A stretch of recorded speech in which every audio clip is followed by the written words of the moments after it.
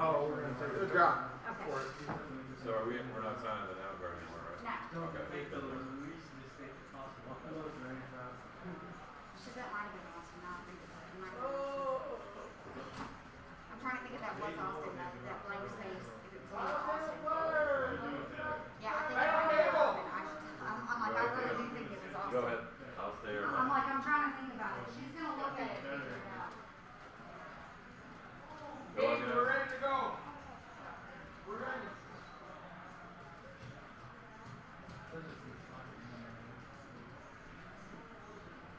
I'll tell her, like, later. I maybe check with Austin, but I really do think it might have been. The more I think about it, I think it Hey, might have been. if anybody wants to do a deal, right now's the time. No deal. There you go. Because I'm the chip leader. Are we doing a photo? I'm going to do a photo. So go ahead and have a seat. Does everybody know where they're at? It's on the screen behind me.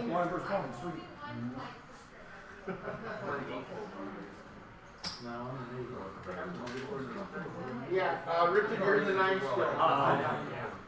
Oh, and there's a 10. Nobody. We busted 2 people in the last time. We busted 1, you busted 1. Yes, sir. I want to stand next to you. part of my own chips. Fuck that. Alright, I need 4 of you to be in front, 4 of you to be behind. Tall guys in the back. Yep. I guess I'm kind of tall. Yeah, I count that tall. Alright, I want you to squeeze in. 5 looks good. Squeeze in. I want that whole banner in between you. So kind of center up, go a little bit that way. I'm going to pull this one up that way. Alright. Alright, who can't count? 4 guys in front, 4 guys in back. One of you come up, go ahead and have a seat. I like it looks better. Well, they're too far apart, and then I've got the wall in the background. Alright, you guys all slide this way, and slide this way so that I don't want any wall in the background. I want it to be all banner. Alright, everybody's got their masks on, everybody's smiling, and snap, snap, snap, just in case somebody blinked. Alright, we're good? We're good? Good. Alright, we are streaming, 15-minute delay, just like all week. Everybody's got their phone turned off, and put the box. No headphones either, guys. If we've got earphones in, please take them out. Throw it around? Yeah, just literally hit him in the head. Hit him in the head. Thank you, Brian. You got it. If you guys want to, Yeah, hey, good luck. here's the chip count behind me. Does anybody else think something's fishy that the guy who like kind of controls this thing is where he is? I'm right here. It's a fact. All right, guys, congratulations. We're ready for the final table. Good luck to the rest Getting of the ready way. to pick this action back up. All right, guys. I know we said we were going to start back at the 9-handed final table, which was the plan. But that hand, as Jeremy busted, they actually lost somebody on the other table. So here we are. We are 8-handed now. Guaranteed 8,600, I believe. There we go. Let's see. We already won. Yep, 9th place. So Jeremy actually got 9th. Yep. So Jeremy cashed for 7,200, and now 8th place is 8,600. Average stack So- is pretty deep. Yeah, and the next, after 8,600, the pay jump is $2,000. So it'll be 10,500 for 7th place. Guys, this was a $600 buy-in, and if you could survive one more player, you're getting a 5-figure score. Everybody on here your has end been money. here before. And here we see the chip stacks. Richard with 73 big blinds. Hayden, Chan, Amir, Brandon, Mark, Ryan, Chris. Guys, all these guys have been on the stream at some point today. I hope everybody's been watching. Everybody ready? Good luck, everybody. I guess I should start the clock. Oh, are the phones up? Because mine is on. Phones are up. Yeah, Phones just off. ask that. In the Oh, box. I'm listening. Jesus. I You totally think I'm asked listening? that. God bless. Alright, I'm good listening luck. around here. Not right now. In a little bit, I will. All right, and here we go, guys. We're at the final table. Yes. Alright, I'm just gonna start this round and see. And again, as we were saying earlier, we're now at a full table instead of a 6-handed table, which we were at earlier. There's 8 people. The more people you add to a table, the tighter you have to play because there are more hands you'll have to go up against. And as I say that, it's folded to Chris in the cutoff, and he picks up a pair of 4s. And Brandon is in the big blind with the pair of 5s. So let's see what Chris opts to do here. Right on top of You it. can stack them up. Yeah, like that. And 4 folds. Okay, so it folds to Chris with a pair of 4s in the cut, and he just folds. 5 free. Hayden on the button with ace-8.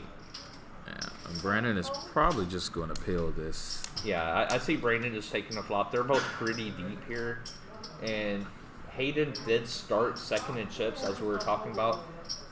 Do I need to say it again? Hayden had 3 blinds earlier, guys. 3 blinds. He is second in chips, and he flopped top pair. He's going to be first in chips very shortly. And this is not a flop. When you defend with 2 5s, this is not a flop you see, and you're like, oh, I guess I'm behind, so I'm going to fold. He's going to be first Brandon in chips is not very folding shortly. this hand. I don't know if he's going to raise it here. I don't imagine he will. I think he's going to call. We'll see a turn.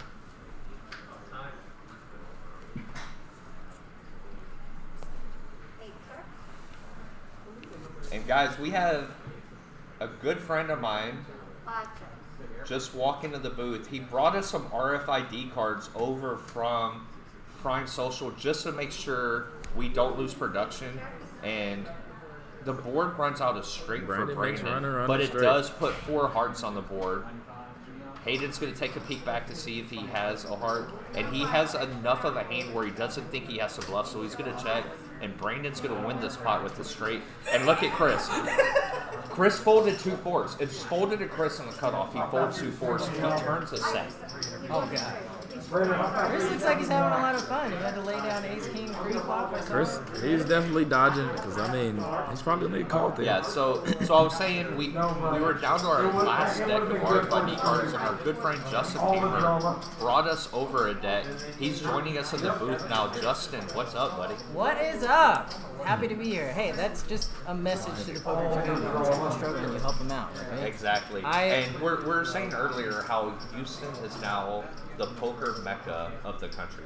It is. Would you agree? It is awesome. It is great here, and I think, yeah, like it's poker rooms helping each other out. That's what helps poker thrive, and that's good for all of us. So I was happy to do it to help them out. But poker here is great. If you've never been to Houston, like I'm obviously new here. I can't pretend like I have all the experience in the world, but it is amazing here. It is. I've been to LA, I've been to Vegas, I've been to Florida, I've been Exactly. You've been to all the places that have bad traffic. Exactly. So Yeah. you're not going to complain about our traffic. That's all right. Most people come here, like Jeff Builder was here, and he's like, this traffic here. This is and I'm like, unbearable. well, you're from a town with 60,000 people. Yeah, Like, no, come on. my traffic life got better when I got here. I'm one of the few. I came from LA to here, so my traffic life improved. Yeah, and we have Ryan moving in here under the gun with 2 5s. And Brian Did clicks Brandon call. call? I think he just I called think here. Brandon has flipped in a call. We haven't seen his cards yet. I would imagine he's at the very top of his range. And 9 folds. And Brandon did call, and I expect a very big thing from Brandon. Looks like 2 queens. Take 5s for 100. And king of hearts. Oh, king queen. All right, king queen suited. I just told him. Yeah, I didn't hear. Pretty big hand. And Chris keeps looking up at the ladder sheet. He wants to know how much he's laddering. And that's a good flop for Brandon, even without flopping any kind of draw, because he picks up with the pair on the board. Now he hit a king, queen, 10, or a 6. And it's a deuce. So Ryan's going to double up. Very needed double up. I'm surprised Brian elected to flat. Yeah, versus an range under the shove. gun raise there. King, queen. They both just came from the same table, so you know they've been playing together for a while. You know, maybe, and we haven't seen because they weren't on the feature table, maybe he's seen some spots where Ryan's been chipping in and light. And king queen's a king queen suited. really big hand, and even with that, Brandon still, after losing that hand, has 34 bigs. Richard is to his immediate left, which is why I was surprised that he got there. Yeah, having the chip leader on your left, you got to just tighten up a little bit, and if he calls there and then Richard wakes up with a hand behind him.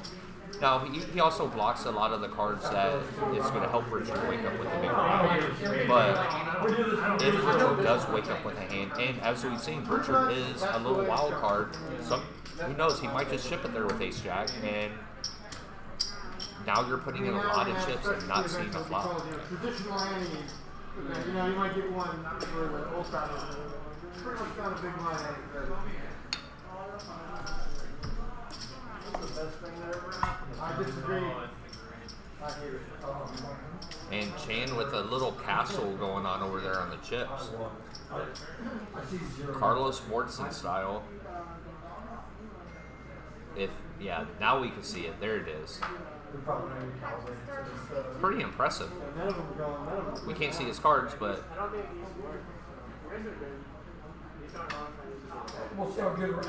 they must not have these new RFID cards working yet. Oh, there we go. Yeah. It was working last hand. Yeah, I swapped the decks out. This is not a registered deck, that's why that's blue. Okay. So this hand is going to be in the dark.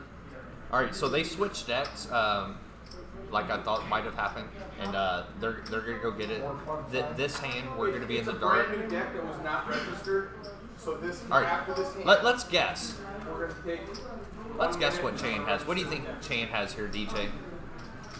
Chan, I'm trying to figure out how Chan is playing today, because Chan gets in there and mixes it up quite a bit. Does he? But Sounds like you might have played with him before. I think Chan is probably playing fairly snug today. I think he probably plays fairly snug these days in general. All right, well, here you see it. Richard calls. So what do you think Richard has? Come on, DJ, Richard- you're a pro. Richard has You got the- second in a Millie Maker at Listen, the World Series of Poker. Richard You're has supposed to know what the Queen everybody 10 has. off. DJ, I want to know suits and everything. Come on. Richard has the Queen of Clubs and the 10 of Spades, most likely. All right. There's a chance he has some of that, but that's. Go ahead.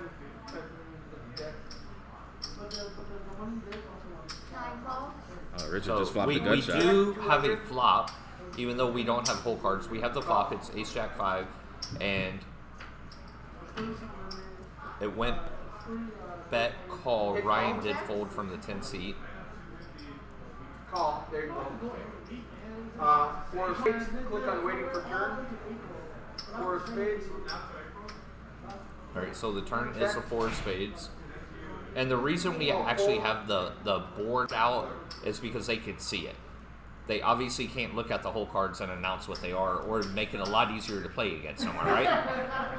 I feel handcuffed already. Normally when you're in the booth, you feel like a genius. You can see every cards, you know exactly.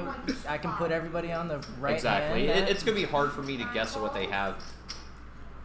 Yeah, this When we is had like the cards actual working, poker. I knew what everybody had. Yeah, no, I'm real good at putting people on hands when I can see them, but this is everything that they can do in real time. They could put up on the graphics for us. There. Exactly. And the when bets, I'm the board. when I do the commentary as much as I have this week, and then I go out there and I play against them, I'm like, man, it was a lot easier when. What does Chan bet here? The question after bet, it's $4 million. Yeah, and the board did pair with jacks, and If he has, Richard has shown a tendency to call down with middle pairs, so Chan's not afraid. and he got snap called, it sounded like. 2 million, 9 calls. I think they said he bet $2 In million. the pot. And Richard Looks like just has a Richard wins massive this chip pot. lead now. Jack of clubs, 10 of clubs. And then the yellow And like I said, he has shown a tendency to call down with middle pair, and he did. And DJ, I have to give you credit. Alright, next hand. Click Can on- we rewind this? I think you said he had Queen of Spades, 10 of clubs. You had one of his cards right. Major, no wonder you're so good. Okay, well, we'll put that on our If you can keep 50% accuracy going throughout your entire career, you can make a lot. I gotta keep. And with I gotta tune in and get. Guys, with that, Richard is over 10 million in chips. There is 33 million in plays. Just a third. He of has the chips almost in a play. third of the chips in play. And it looks like they're going to take a break so they can program these RFID cards that Mr. Hammer has brought over to us. Oh yeah, happy to help. Happy to help.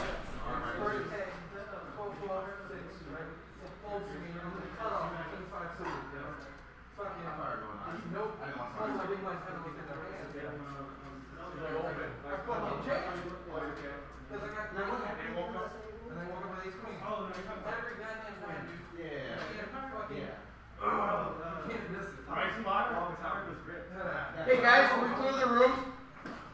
Thank you.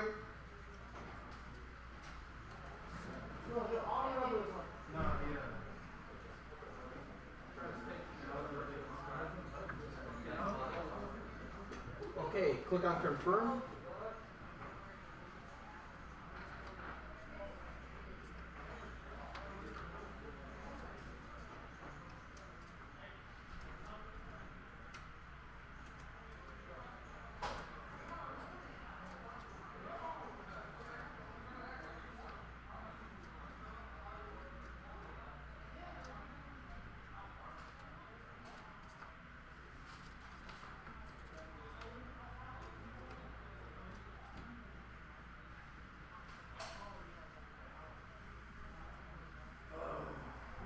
You want to grab me a deck of cards right behind you and pull up the 6 of hearts?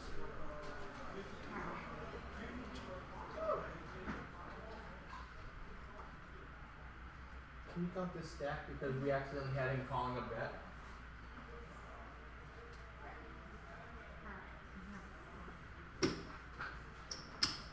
Maybe grab another one just in case. Because that one's not working either. There's another 6 of hearts. Yeah, we'll do that for right now.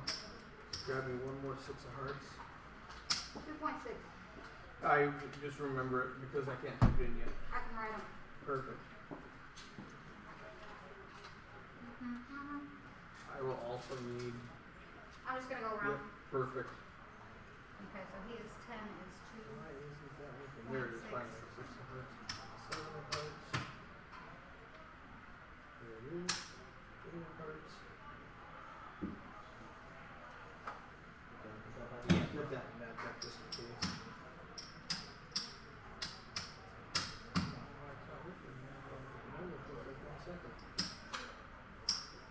There it is. 10 of hearts. 10 of hearts. 10 of hearts. They have these backwards. Click on cancel. And click on register deck again. They had the queen and the king backwards. Oops. 10.550. That would be something. Just write it down. We can't. Oh yeah, do that sorry. right. All right, confirm. And ace. 2, 3, 4, 5, 6, 7, 8, 9,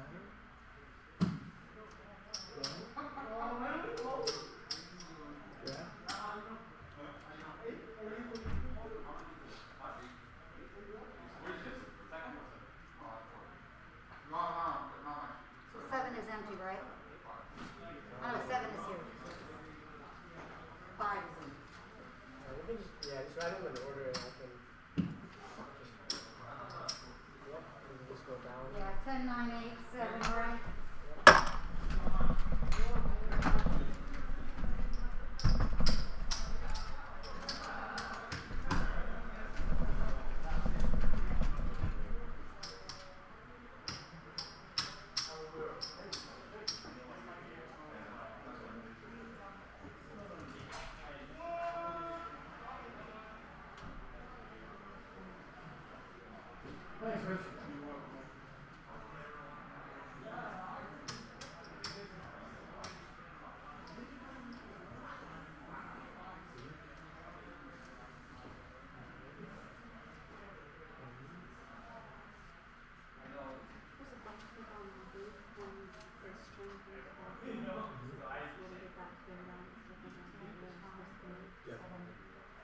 just said you want pages I, 5. you can do it if you want, right now, or I can do it when I'm done. Absolutely. Just, yeah, clear it out, tell them go around like whatever you want, 3 people back there, Yeah. so they'll be ready.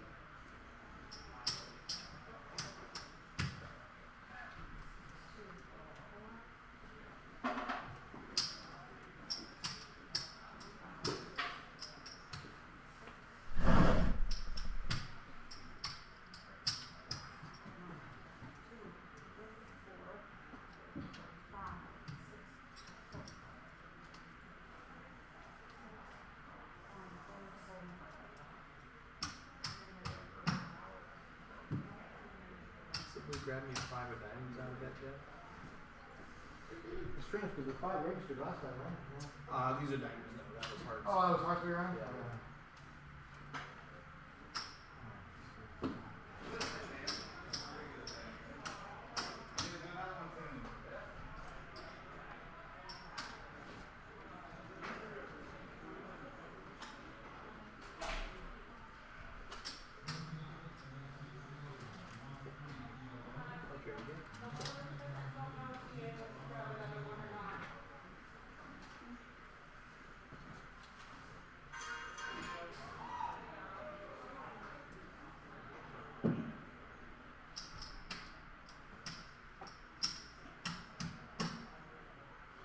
Okay, grab that third deck just to see.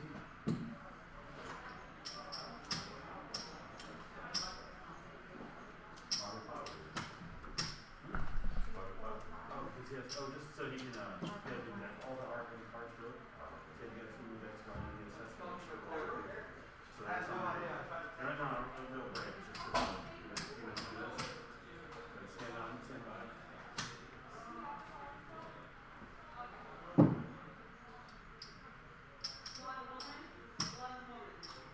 Oh, okay, I see you.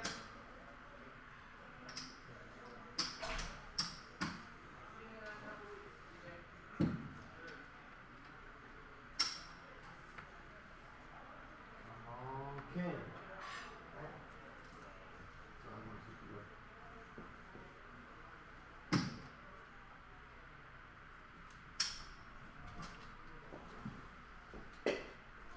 Thank you so much. Welcome.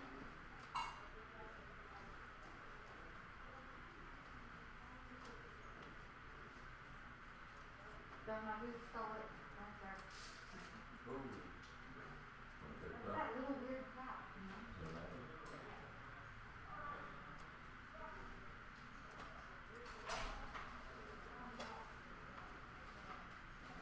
We're done.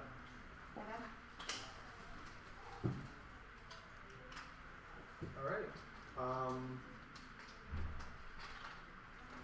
Button is on, Richard. I'm gonna leave that right there so we remember. Go ahead and bring them back in. 1, 2, 3, 4, 5, 6, 7, 8. We're ready, guys. Everybody here? Posted? Sir? Perfect. Can you post it on your stuff? Or Yeah, you still want to do love and sand or? Yes. Okay. Maybe 60. No, I'm fine, I'm fine. Okay. Hey, let's do a bomb pot. I agree. Grab away from me. I don't want to use that. I don't know. Guys, if we took our phones back, please turn the riggers off and return them to the box. Box it up. Chris, did you hear that? I got it in there, baby. I got it in there. It ain't me this time. I just Everybody figured back? maybe you weren't We're listening. missing Brandon with I'm here. Put your phone in the box, dude. Jeez. God. Flying over here, Christopher. Alright, guys, we're back. 51.5. 50, 125, 125. Let's go to work. Any problems in that morning? Richard, you got everything good? Okay, perfect.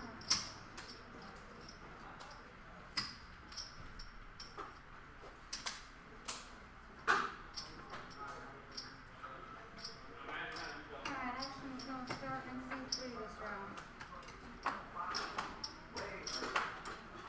3 folds, 4 folds.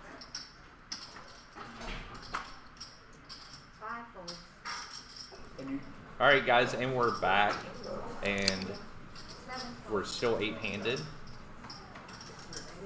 And folds around to Brandon in the cutoff. We don't see his cards yet, but he's reaching for chips.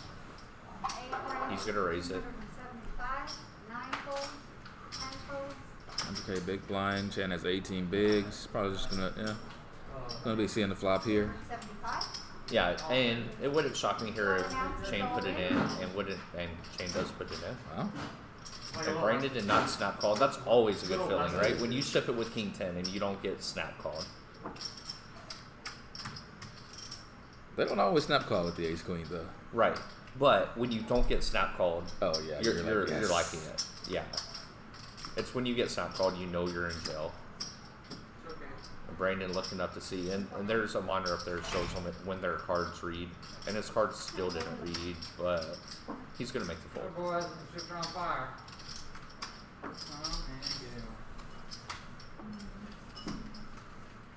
You did the yoga club.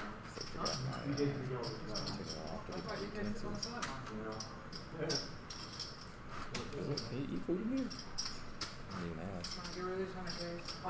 And Richard over 100 blinds, and Hayden in second place with the next biggest stack with 60 blinds, all the way down to Chris as a short stack on 12 bigs. Hey guys, they don't go in order though, that's the problem. 75 or 50? Yes, good. The ball and grab immediate time. Thank you. And if they have any waters, can you grab that as well? High folds.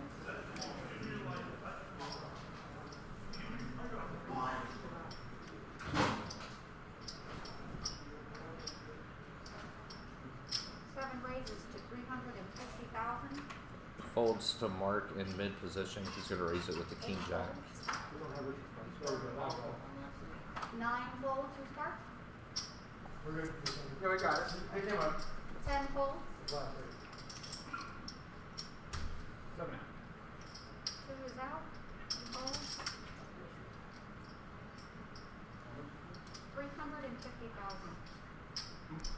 And Mark raising it up to 350,000, so 3.5 times the big line. And Amir is in the big line with 2 sevens. I expect them to call here, take a flop. They're both pretty deep that they could play some flops here.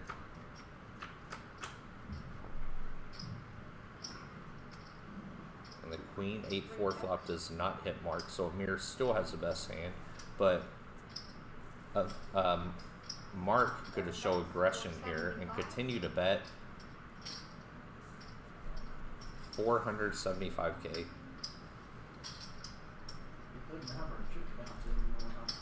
I don't think we know. Amir's not afraid, but I think he's probably going to let this one go.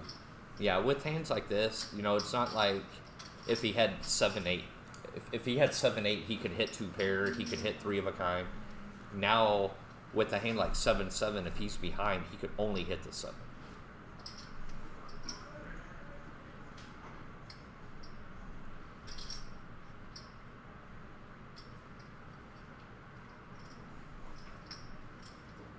And he does let it go.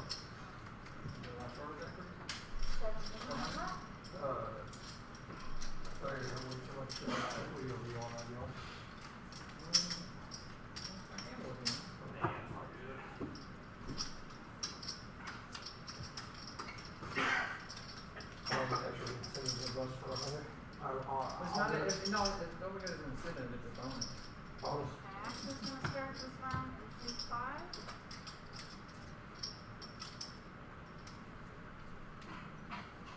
You know, when you get that Christmas money from your grandma, you know, a lot of times it's $5, but sometimes it's 20. Yeah, And Chris on the short stack posts the big line here. 9,000, but just in that envelope you got an extra $100.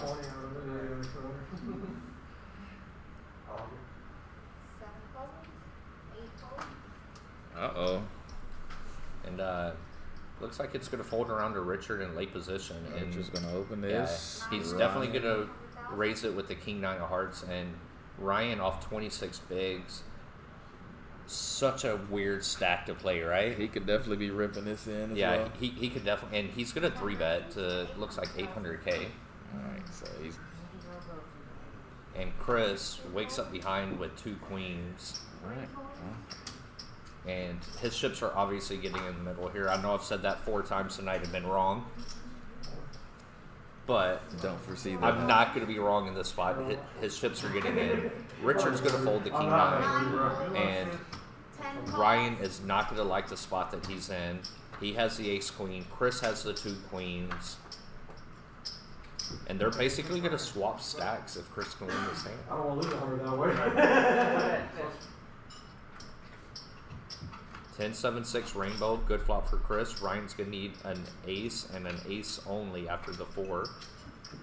And the river's a 3. And Chris is gonna find a double plus the raise that Richard had, which is gonna bring Chris's stack up to 2.7 million. That's 27 big blinds. And like I said, they just swapped stacks. Ryan now has 1.4 million. There you see it. Ryan with 14 bigs now and Chris with 27. Basically swapped what the other one had. Effectively swap stacks. And not gonna lie, I know most of you out there know Chris and I are very close, very good friends, so it's hard to stay very Unbiased. unbiased, but not gonna lie, I was rooting for Chris, always rooting for Chris. Not only is he a great player, he's a great guy. Anybody that's met him will tell you the same. 9 folds. 10 folds. These are a bunch of not very good hands. Hayden most likely will get a walk in the big blind here with the ace king off. Unless Chris decides, nope. And I don't know if you guys could tell, but these green chips are awesome. You got to play with some of these greens, right? These octagon chips. Yeah, They're so much I've fun. had a few of them. Everybody turn your phones on silent. And there you see it. Ryan on the short side still 14 bigs. Richard's still over 100 bigs. Hayden in second place with 61. That is wild. He has over 100 bigs right now. Yeah, it's... When's the last time you were on a final table and had over 100 bigs? It doesn't happen often, right? Never. Yeah, 100 bigs is a lot of chips, guys. 9 folds. 10 folds. Those seem like a lot of those cards. Folds are under Richard in the cut here, and he has the ace-6 off. And this is just a standard open spot. It's a different brand. 4 folds. And Mir actually folds here, and now we're down to a battle of the blinds. 5 legs. 400,000. Hey, someone close that door because if people are on the smoking patio, it's making noise. Hayden's gonna raise it up to 4x the big, so to 400,000. And Mark with the 8-9.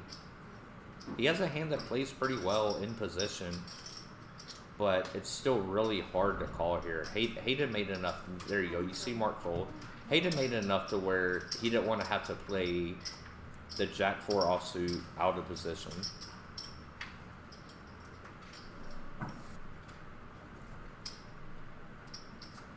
And guys, if you're watching, you have any questions for us, you can. We have the Facebook feed open. Feel free, ask us whatever you want. I got DJ Alexander with me.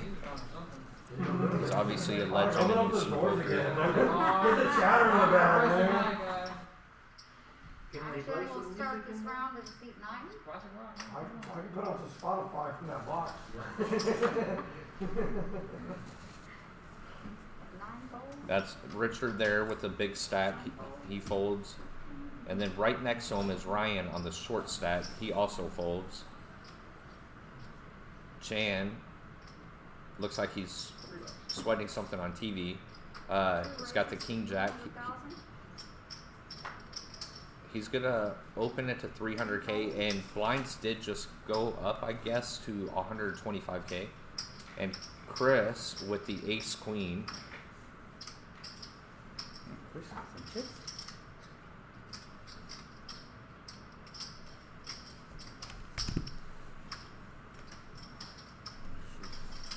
And I definitely expect a 3-bet coming out of Chris right here.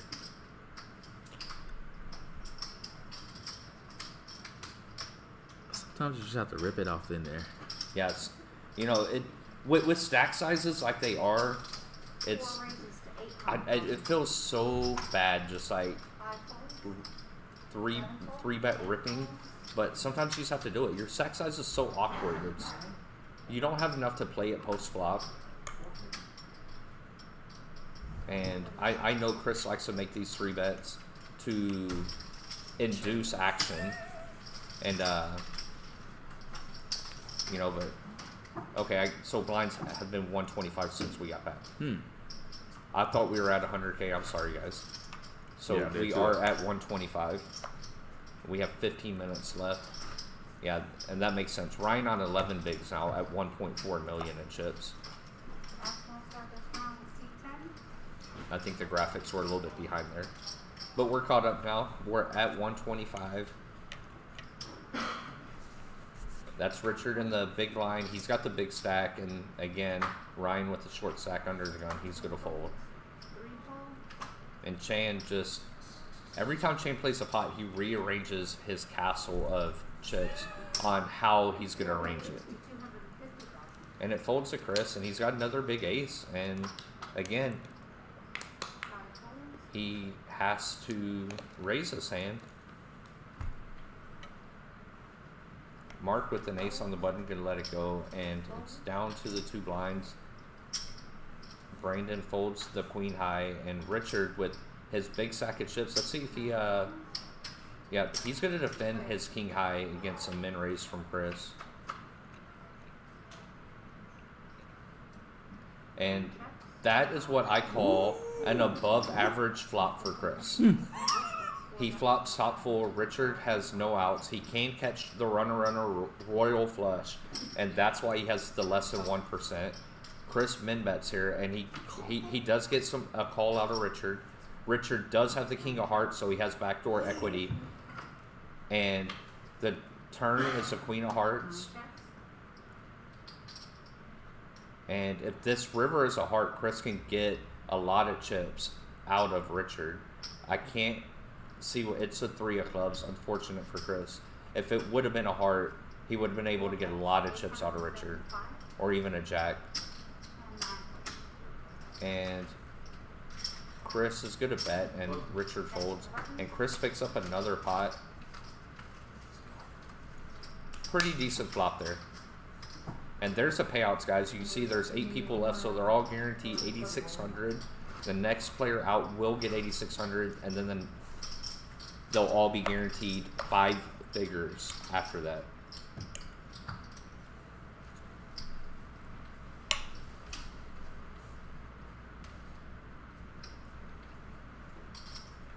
And now Ryan, who's on the short stack, is the big blind now.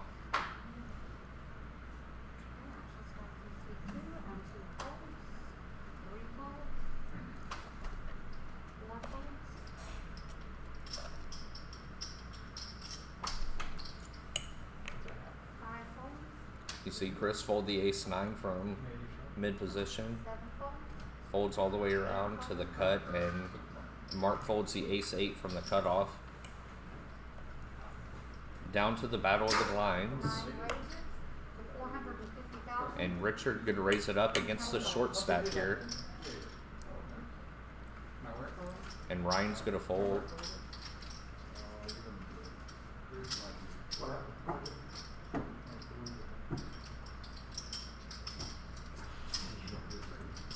There you see 877 entries for this weekend tournament at Champion Social Club. Down to the final 8. That's 1% of the field by my math.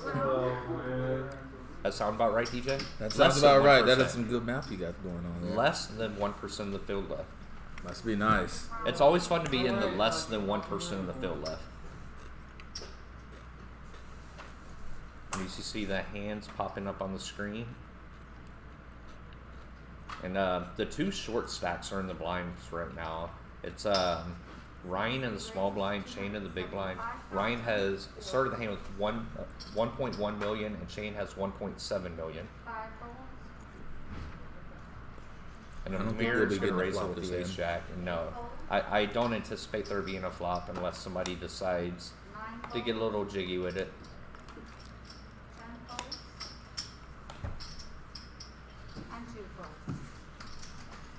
And you see Chan put his blind over in Amir's stack for him. I apologize. You were nervous when you're. He said he was going to ship it on you. Yeah, there it is. Richard on 79 bigs, 10 million. Hayden on 50 bigs with 6.3 million. All the way down Brian, under 10 bigs now. He's got 9 bigs. And definitely does not mean it's over for him. No, I would like to see Brian and Chris heads up. I mean, Brandon and Chris heads up. Brandon and Chris. Hayden's calling it Brandon and Chris. If Brandon and Chris get heads up in this tournament, who's paying for the escape rooms the rest of the week? The answer is yes. All right, folds around to Richard in the cut, and he's got the ace-7. He's got 2 short stacks behind him, and Amir in the big blind. So he gets through the shorts. It's on Amir and gets through. So he's going to pick up the blinds.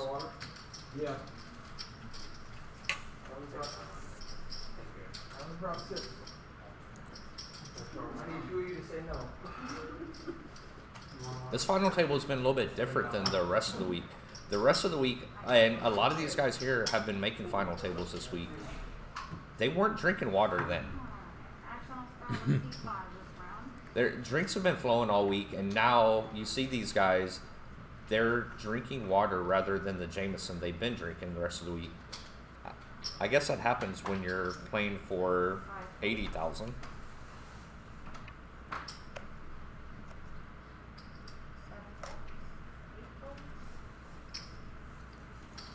Richard in the hijack with the ace jack.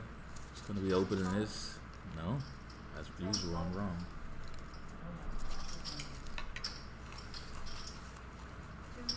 This is awfully familiar. Does Amir have a limp here with ace jack? I don't think Amir would limp this hand. It's not the way queen too queen. vulnerable.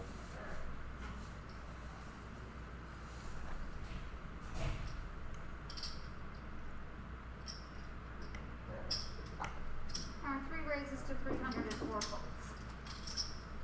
Yeah, he raises, and it's going to be enough to win the hand.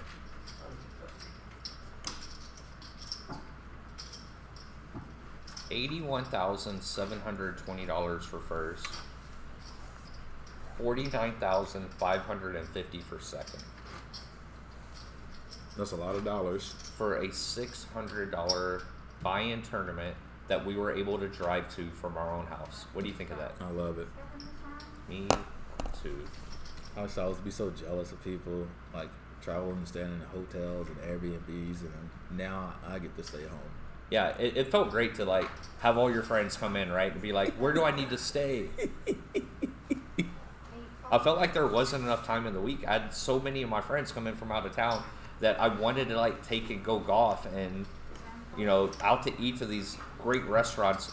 I mean, outside of Las Vegas, I think the food in the city is better than anywhere in the country. I think we have Las Vegas notch. I think only New York City. I was literally having this conversation with someone. Like, all right, I have very little experience in New York City. Yeah, I think New York City and maybe Chicago. Well, I think New York City has better, but maybe Chicago. I don't think Vegas has better food than Houston. I think Vegas has the best food in the country. And Chris is going to get after it here with the Jack 5 after Amir opens from the button and I don't see a scenario where Amir folds. So I don't know if he's just gonna flat here. He knows that Chris has only been 3-betting really good hands. Yeah. But I mean, look how big his hand is. This So- is definitely an odd spot for Amir because it's like, do you just get it in here versus or 2 Yeah, million and- more, or do you take a flop in position? Yeah, and seriously, with the way that Chris has been playing, only showing big hands, and yeah, And he's gonna I'm take not a flop. shocked Amir just calls. Yeah, I mean, if Chris is just only D-betting premiums in pairs, you just want to take. Yeah. And Amir Oh. has been playing extremely great. And when Chris gets flatted here, he obviously hates his spot. He's like, I have to play this shit box out of position. Perfect. And then he goes, oh, well, I can always flop Jack, Jack 9. When plan A fails, guys, hit plan B.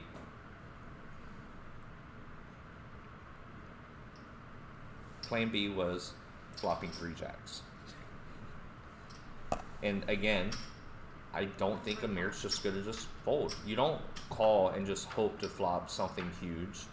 He's floating there 100%. And now the 6 of hearts is going to give Amir some I was equity. like, this is And I thought Chris would check here, and he does. And if Amir bets this, we could see all the chips getting in the middle. And Amir checks back. And we cannot see what the river card is yet. It looks like a deuce, a red deuce. 525,000? Black It's three. a black 3. So DJ had the spots counted correctly. There was obviously a glare. It was hard to see red or black. But it was a black 3, a very safe card for Chris. And let's see if Amir decides to look Chris up. And I'm not gonna lie. I wish Chris took a higher sizing on this river bet. Yeah, Chris bets here hoping to get called by a king high, queen high type hand. I mean, king high or ace high type hand. Right. And but again, like we were saying, the reason these chips did not get in pre-flop is because Chris has shown only monsters. Correct. Chris has to know Amir knows he's only showing monsters, and Amir's not just going to be calling here with nothing. I know it looks like Amir has nothing because he has ace high, no pair, but still ace high on a board like this is a very big hand. Especially after it goes check, check, turn. Yeah, after it goes check, check on the turn.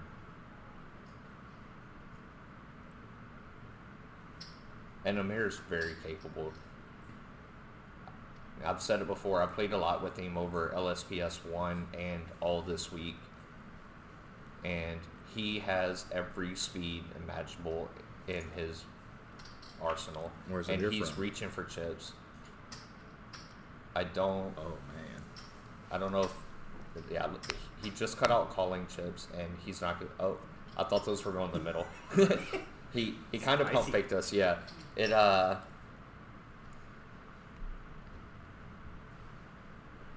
yeah, wow. It's a tough spot for him. It doesn't matter that he has Even though he knows that Chris has only been 3-betting big hands, he knows that Chris still has to 3-bet hands like King, Queen, Ace 10, Ace 7 suited. There are a ton of hands that he can beat. Very good fold by Amir. Very good turn check by Amir. Yeah. We can talk about the fold all day long if we want. It was a great fold, but what about that turn check? It's so easy to fire off there because if Chris does have a hand like Ace King, you're probably going to get him to fold. If Chris has 2 10s, he's probably going to call again to see what happens on the river. But you have so much equity versus that hand. So you're getting a lot of hands to fold. You're protecting your Ace Queen against a lot of Chris's holdings that you get a free card. And you know most likely you have a ton of outs in the hand.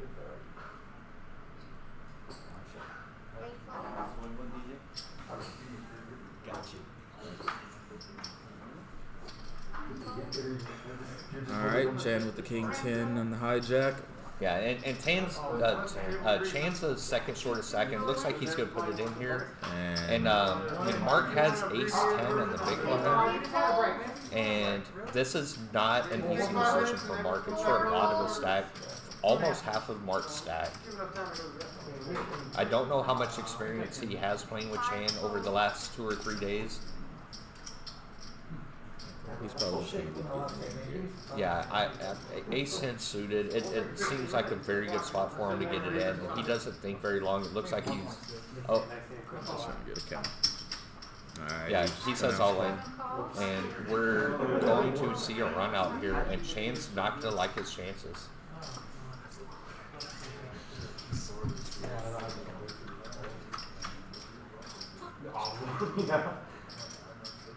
And 8-9-4 with 2 diamonds. Chan has the only diamond.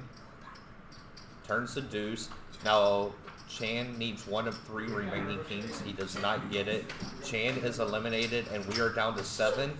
And all 7 of these guys are now guaranteed at least $10,500. 5-digit payday off of 6.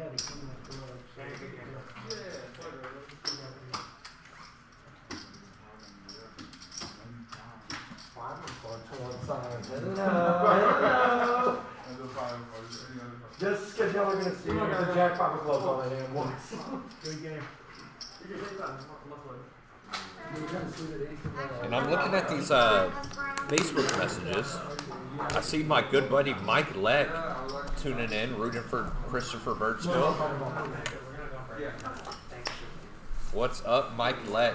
Legend. So mad you weren't here this week. You're coming to the next one.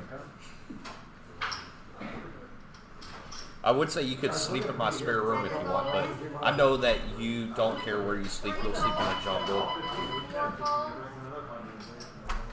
Ryan moves in here with ace queen, and we see a couple guys walking away from the table. I don't know if they have another break here. Also, getting off by quarter every single hand. I don't know. Yeah, it looks like they're taking a break because people are getting up. Every hand would just get off by 25,000. Do 10. 8 hours trying to say I thought you rooted for me against Chris Birchfield. Tate, I did. I always root for you, buddy. Alright, the clock is paused. So it looks like they're going to take about a 5 or 10 minute break. Don't leave us. Leave your stream open. We will be right back with the rest of the final table. 7 players left. They're all playing for $81,000. Don't go anywhere. We'll be right back. What round are we in right now? We should be coming back to 75, 150. Perfect. Bitcoin Danny is correct. 2 blinds, final table. Okay, where are we starting at? In the 10 seat? 10. He has 1.450. 1450. Yep. Got it? I'm going to balance these and put Amir, Chris, and Hayden on 2, 3, 4 instead of 3, 4, 5.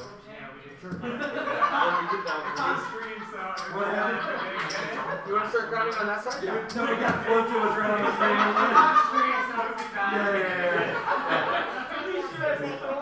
9, 10, 10.275. Yep, that was correct.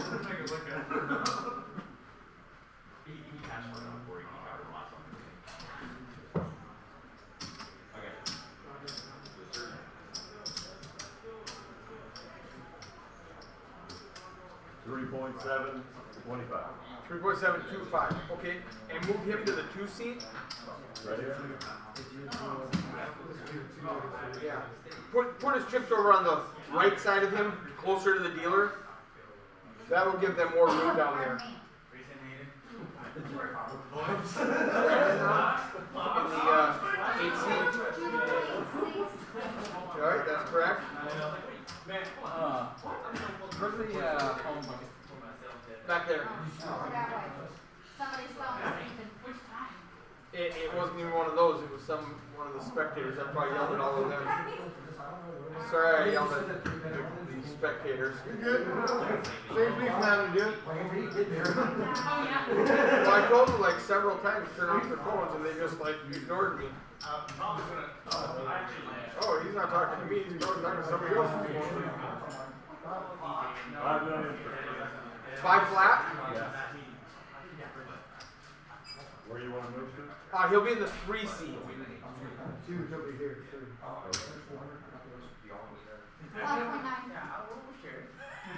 5.9. 5.9000. Got it. That's from Mark, obviously. This is the regular.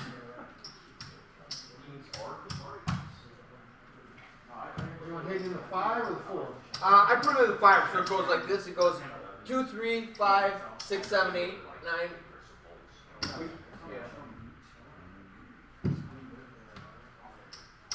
Or 7, 8, 9, 10 rather. 2, 3, 5, 7.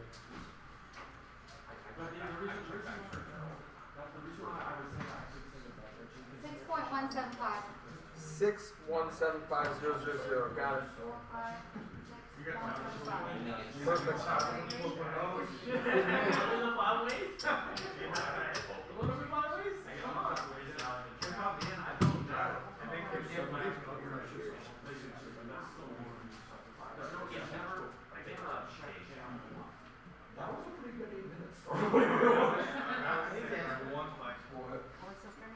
Yes, we are streaming.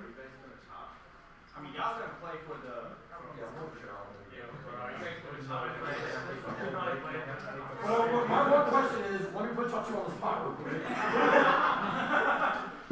Let's just get heads up first. Okay, so here we go. This is the only. Okay, y'all already chopped the last one. Give me my son.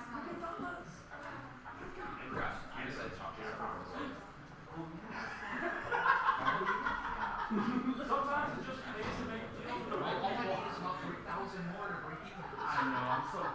Buck is on Mark in the Hey, 7th are we seed. coming back when this is 5 minutes?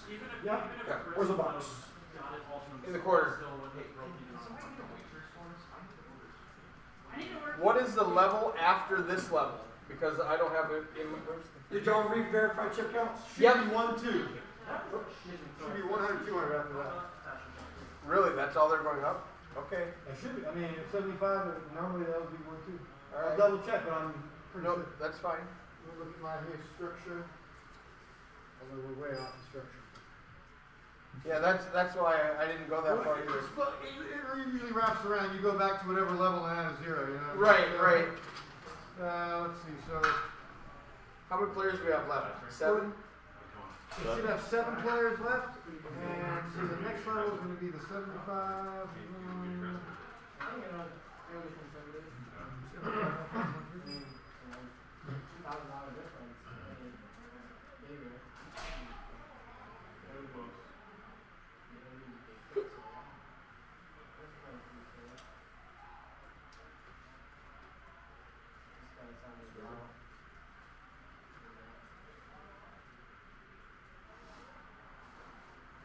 Should be 1, 2.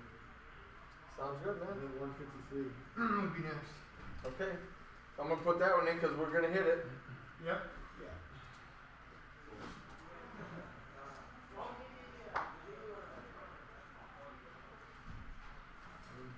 And 200, 400 after that, I think so.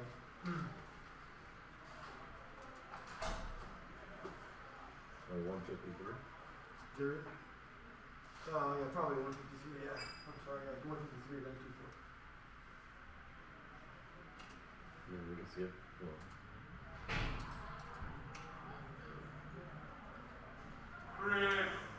3 minutes is right. I'm going to make the announcements.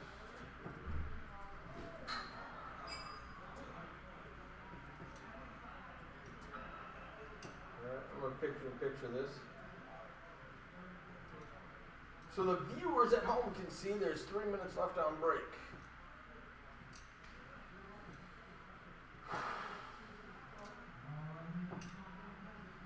Alright, what's the over-under of when this gets done?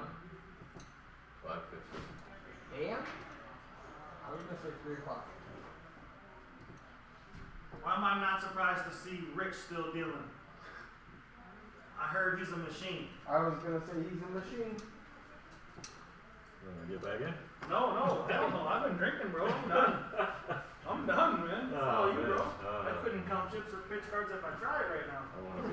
Hell no. So we're at 1, 3, 4. I asked Eric if he wanted me to do action tracker. He's like, I'm good, bro. With a broken arm on.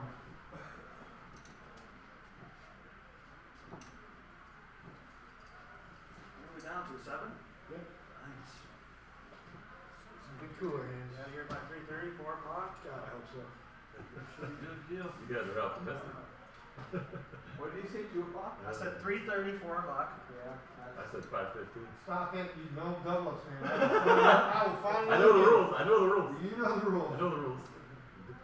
Double ups cost me a down. Bro, Cost you what? And down. Rich, if you really get a couple downs, I'll give you a couple of mine, man. Let's get these guys out of I here. don't need any downs. No, I I just- know. I'm just teasing. I just want to be done.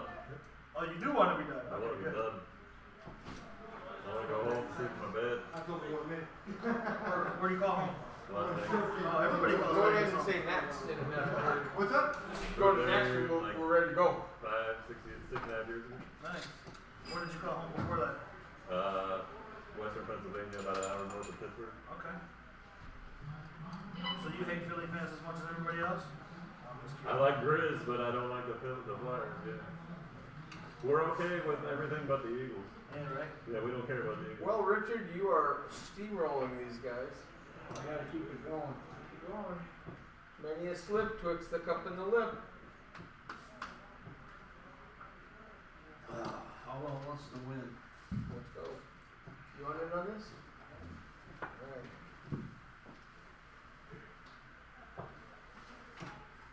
I guess the button's right, huh? It is. The button is correct on Mark on the side one. They're too busy out there watching me 3-bet with the Jack 5 of clubs and getting there.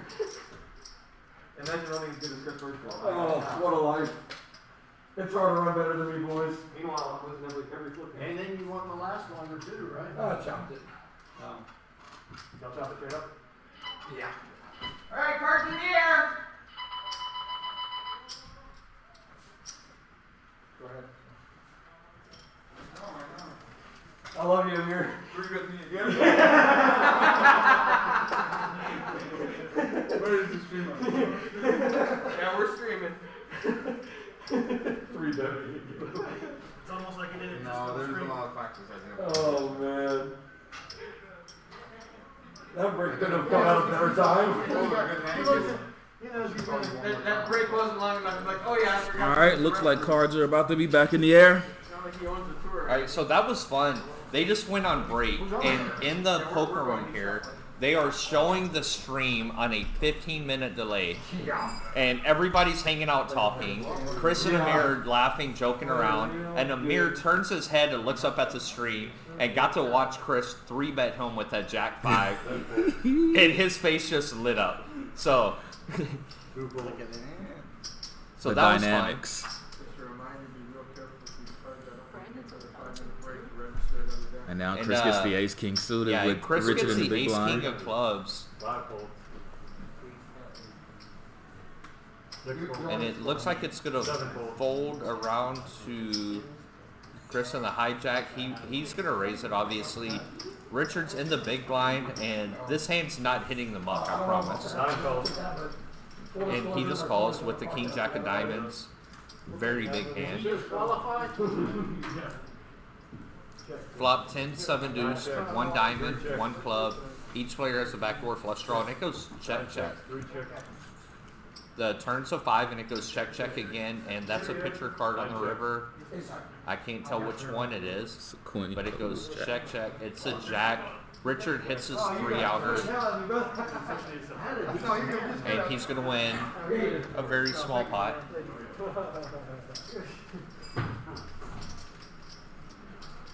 And that brings Richard back over 10 million in chips again. Richard, obviously chip leader.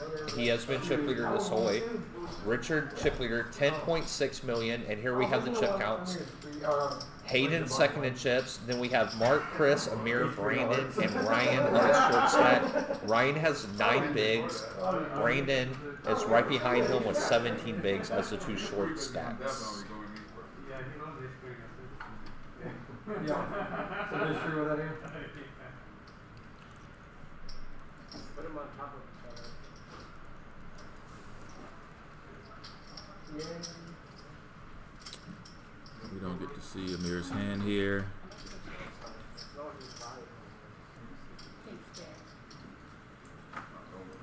man, I think those cards may be 3 folds. bad. Hayden with the Jack 8 suited and the hijack. Looks like he's gonna open this one up. 5 raises, 350. 7 folds. 8 folds.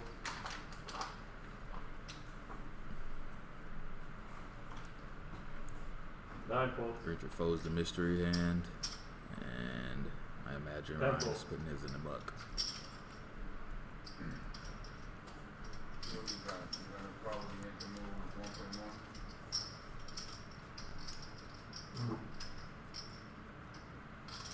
Oh, 25 big blind average. It's fairly deep.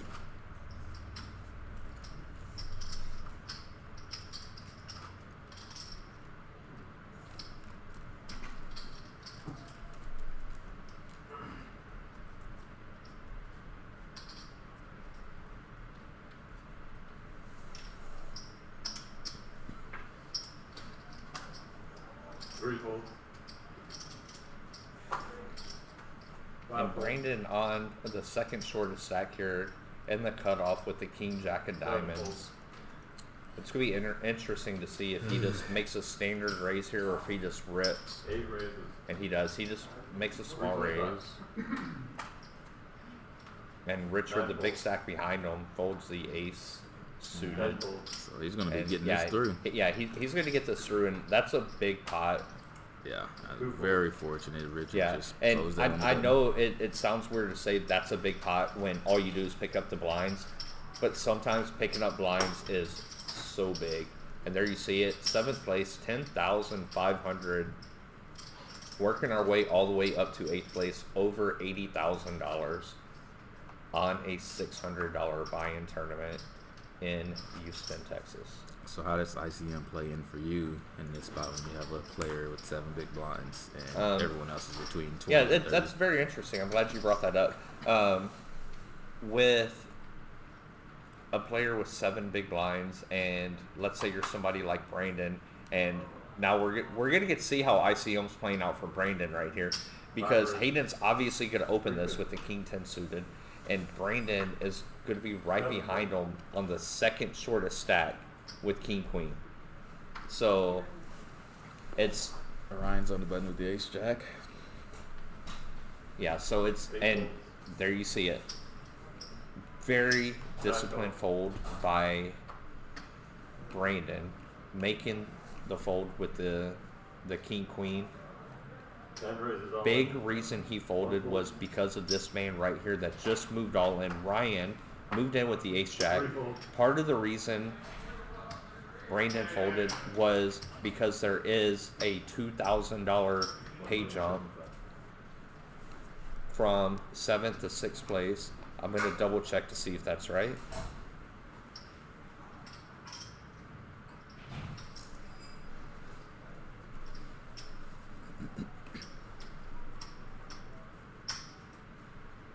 Here, I got it pulled up right here. 9 calls. And Richard flats. Yeah, so it's a $3,300 pay jump from 7th to 6th, which factored into the reason why Brandon did fold the king queen. So Hayden calls and Richard calls, and Hayden flops big. Ryan flop. Oh, yeah, I'm sorry. Yeah, Ryan flops top pair. Hayden flops a gutter, a flush draw, and an overcard, and Hayden does make the straight, and Hayden's going to win this hand. and eliminate Ryan in 7th place. He bets to see if he could get some money out of Richard. Richard obviously doesn't call. Good game, Ryan. And with that, we are down to 6 players.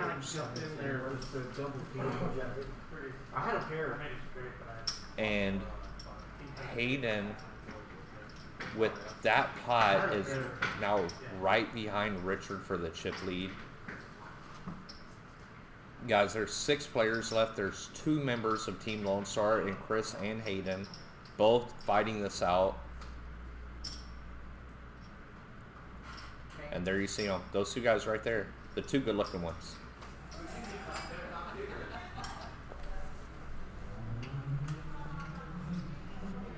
Six players left. They're all guaranteed $13,850. And we're talking about the ICM, and now Brandon just made a fold for ICM reasons. Now Brandon's a short stack. So how's that change the ICM? Not fold. He got his pay jump. He moved up to 6th place Cocktails, anyone? for $13,850 guaranteed. Now there's a $4,500 pay jump between this player out and the next player out. And Chris raises blind versus blind, ace jack. We haven't seen Hayden's hand yet, but Chris obviously with a monster. Ace jack, heads up, blind versus blind, a guy that already has to put in money, that hasn't seen his cards, and you have ace jack.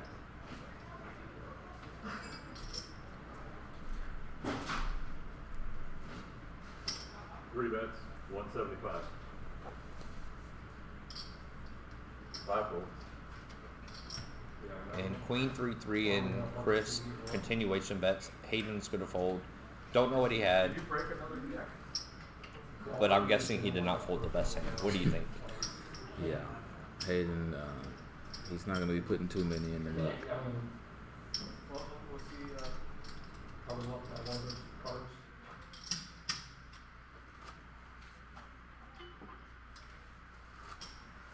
Gotcha.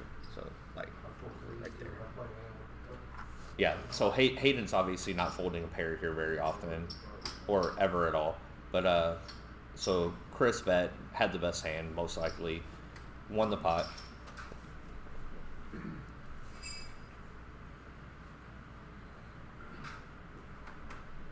So again, like we were saying, now we're down to 6 players. So ranges start opening up more and more every time somebody busts. But as you open your range, it's also the ICM is going up more and more. Brandon with 3 million, Amir right behind him with 3.3 million. Yeah, I mean they're so close. It's really like the middle guys are the people who right exactly are going to be like handcuffed. And there's no longer a case where Brandon folded that king queen because he was up against, or not up against, but Ryan had 7 bigs. Yes. So now that's not the case anymore. Yeah. Now he's the right. It's between him and Amir on who's the shortest, and I expect them to go back and forth, jumping each other, going back and forth. You know, when they post blinds, whatnot, or when they steal the blinds, and on which one's the shortest. And there you see the payouts on the right side. 13,850 all the way up to 81,720. Yeah, Amir is not going to let it go easy. He's gonna continue to fight, continue to battle, continue to try to. And Chris isn't chips. much behind them as the 3rd shortest stack with 32 bigs. Again, we've said it all day. The structure is amazing. So much play late. And what's your take on this? What do you like? More chips in the beginning or more chips late? More chips late. All right, I thought not even a question. Yeah, there's all these people out there battling on all these poker forums all the time. They want more and more chips to start tournaments, and the more you have to speed it up and get it over with in the same amount of time, the less play there is at the end, and everybody's just gambling. Well, technically, it doesn't. I guess it really doesn't matter for me because I only get to play at the beginning of tournaments anyway, so I don't even care about how many chips is laid. I don't ever get there. That's also true. We all know you suck, EJ. You only have about 100 million lifetime earnings. Is that what it is? Let me Google. Dewante Alexander. You can literally write anything you want on Google. I'm pulling up your Hendon Mob right now. 2,320,000 in earnings, and you only get to play the beginning of tournaments. That's amazing. Rough life. And look at this picture of you on Hendon Mob. Is like, did you get that made on Fremont?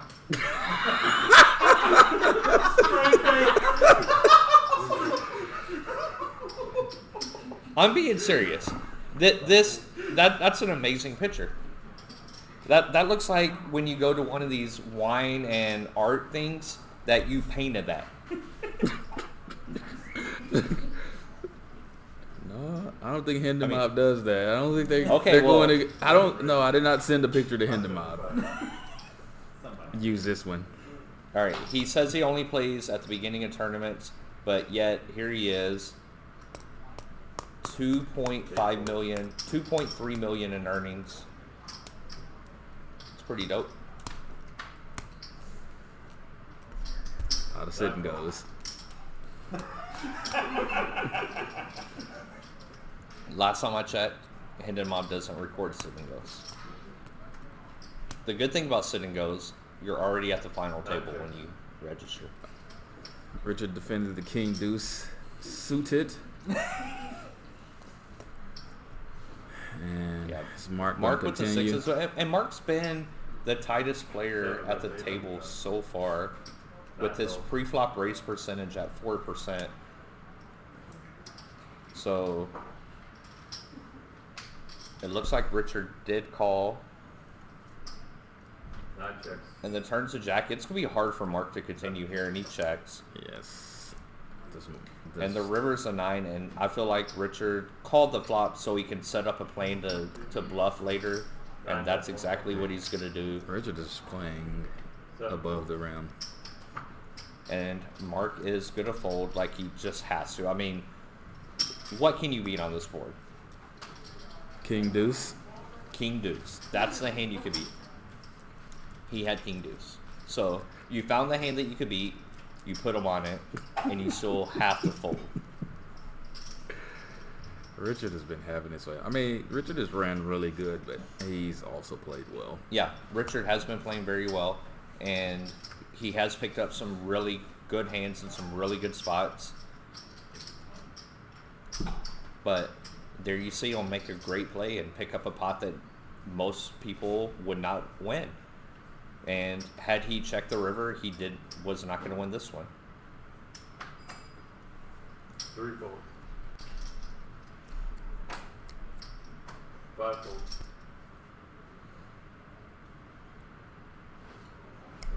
7 folds. 8 folds. And it looks like it's going to fold around to the blinds, and Richard has the 3. 1 check. And when I say the 3, that's his hand right now. He has 3 high. Amir with the jack high. It's He's going to suited. check. Richard. Above average flop for Richard. He just checks as fast as he can, and he turns to pair and checks again. And Richard doesn't know it, but he's drawing dead. I'm sorry, Amir is drawing dead, and Richard's gonna bet, and Amir's obviously not calling with his jack high. Richard, unlucky that Amir didn't hit a pair on the end, or he would have paid him off. Once again, Card recognizes talent, and Richard is showing it over and over again. Yeah, it worked. That was the most verbal blocker bet I've ever seen or heard in my life.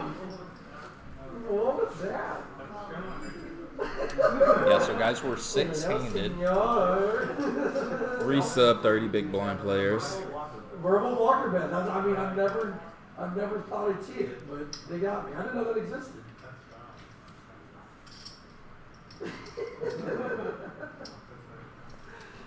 Oh man, that was amazing.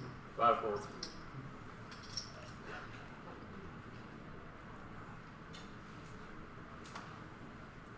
And again, as we get shorthanded, it's a lot harder to pick up a hand. And this is where aggression's going to pay off. And you see Mark, he knows this. These guys are all experienced. You don't get to down to 6 players in a field of 877 players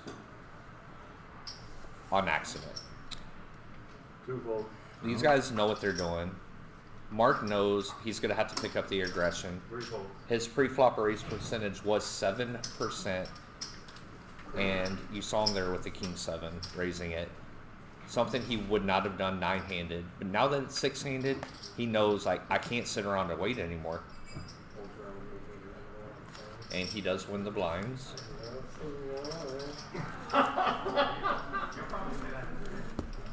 What's that? Oh, you can't say that, right?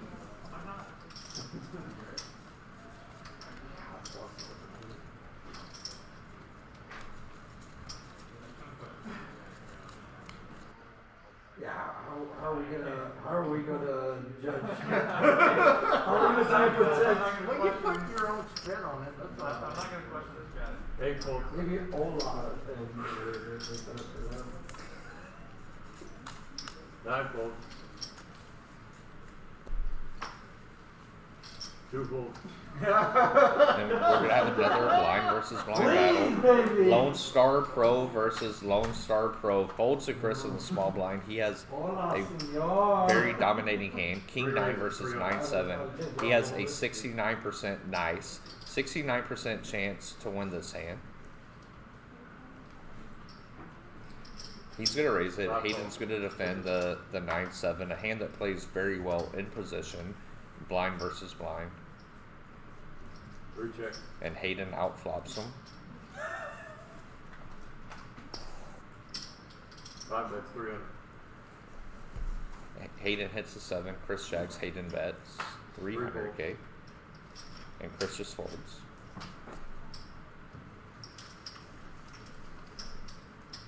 Yeah, you defend there 9-7, DJ? I absolutely defend there with the 9-7. You know I'm asking you all these questions, right? I do not know. Oh, no. Yeah, I do. Yeah. Yes. Yeah.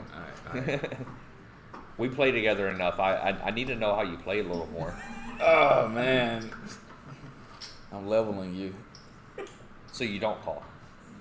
So you either call or you don't. I do want to. I have the call or I don't. Or you raise. Or sometimes I raise. So Okay. one of the 3, there's going to get. It So depends on what. I think have you figured out now? It literally depends on what time it is. So you check the clock if it's odd or even. Oh, it's more in depth than that. Oh, God. 9 folks. All right, we need to hear.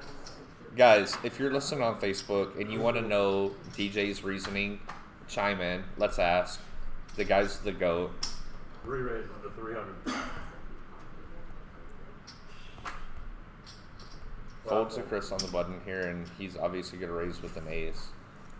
And Mark's in the big blind. Mark knows it's the button raise. He doesn't have to have anything. He's just going to call to see the flop, Sometimes though. you got to put in the 3-bet. Yeah, sometimes you got 3 bets. Sometimes you just got to call. And Chris does flop a pair of deuces. Not the 7 checks. pair he preferred of the 2.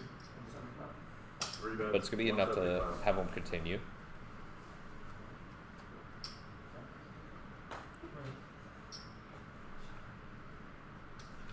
And it looks like Mark's 7 cutting out raises, 350. raising chips. 3 calls. And he does. He min raises and Chris calls.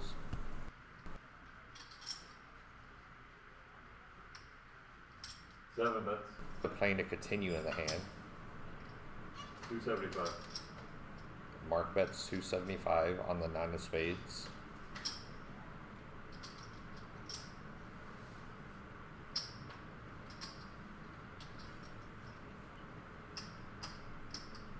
Three raises. And Chris with the raise here. 750.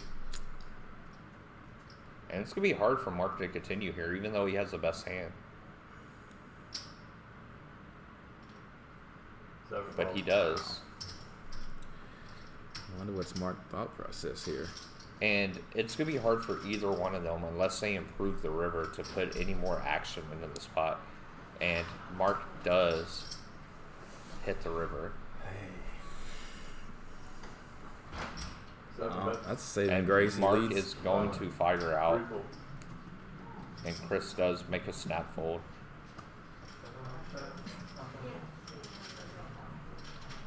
What do you think about his bet here on the river? I think I would have checked it. I think he obviously called turn thinking he had the best hand. He wasn't calling hoping that the 7 of diamonds came. He called thinking he had the best hand and that Chris was going to check back. And that was his reasoning for betting out. Let's not give Chris a free showdown. And what if it just comes like a 3 on the river? If it comes to 3, I don't think he bets. I think he checks and hopes to get the check through and to be able to show the best hand. Well, Chris has just spoke up with the king, queen in the cut. Oh, well, it's Richard first. Richard's probably going to be opening this. Oh, okay. Yeah, Richard under the gun folds the suited ace. And now Chris again. How many times has Chris had king, queen today and raised folded to a 3-bet? He has raised folded the king, queen. And every time he's done it, it's been correct. The right play. He's been on point. 7 raises all in. And by Chris raising actually just saved Brandon. You see how Brandon looks to the left after he's like, I finally got a hand. Like I've been getting dealt 3s all day, and now I get 2 6s. Yeah, Brandon got very fortunate that Chris found a hand to raise with.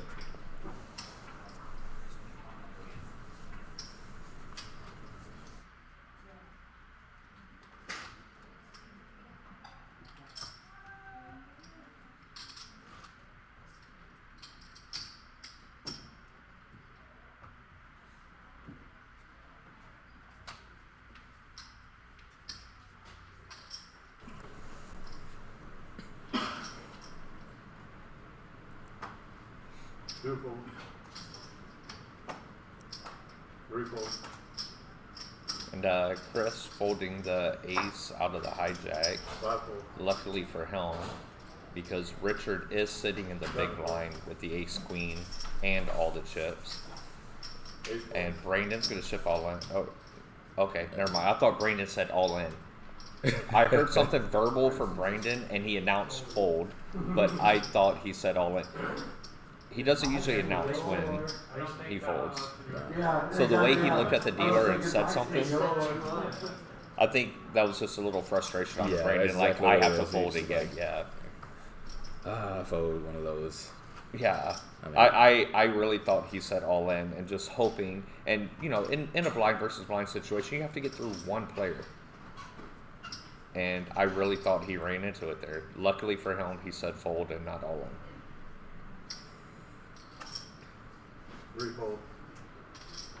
Wow. It's going to be interesting to see how this hand plays out. With Amir having 2 stacks shorter than him. He's big blind. Yeah, he's assuming that it gets to him after Hayden raises with nobody else in the pot. 8 folds. Yeah, Brandon folds. Richard folds. Yeah, so now it's going to be interesting because Amir has a hand. He could move in on Hayden here. But with 2 stacks shorter than him, yeah, I thought that he would probably.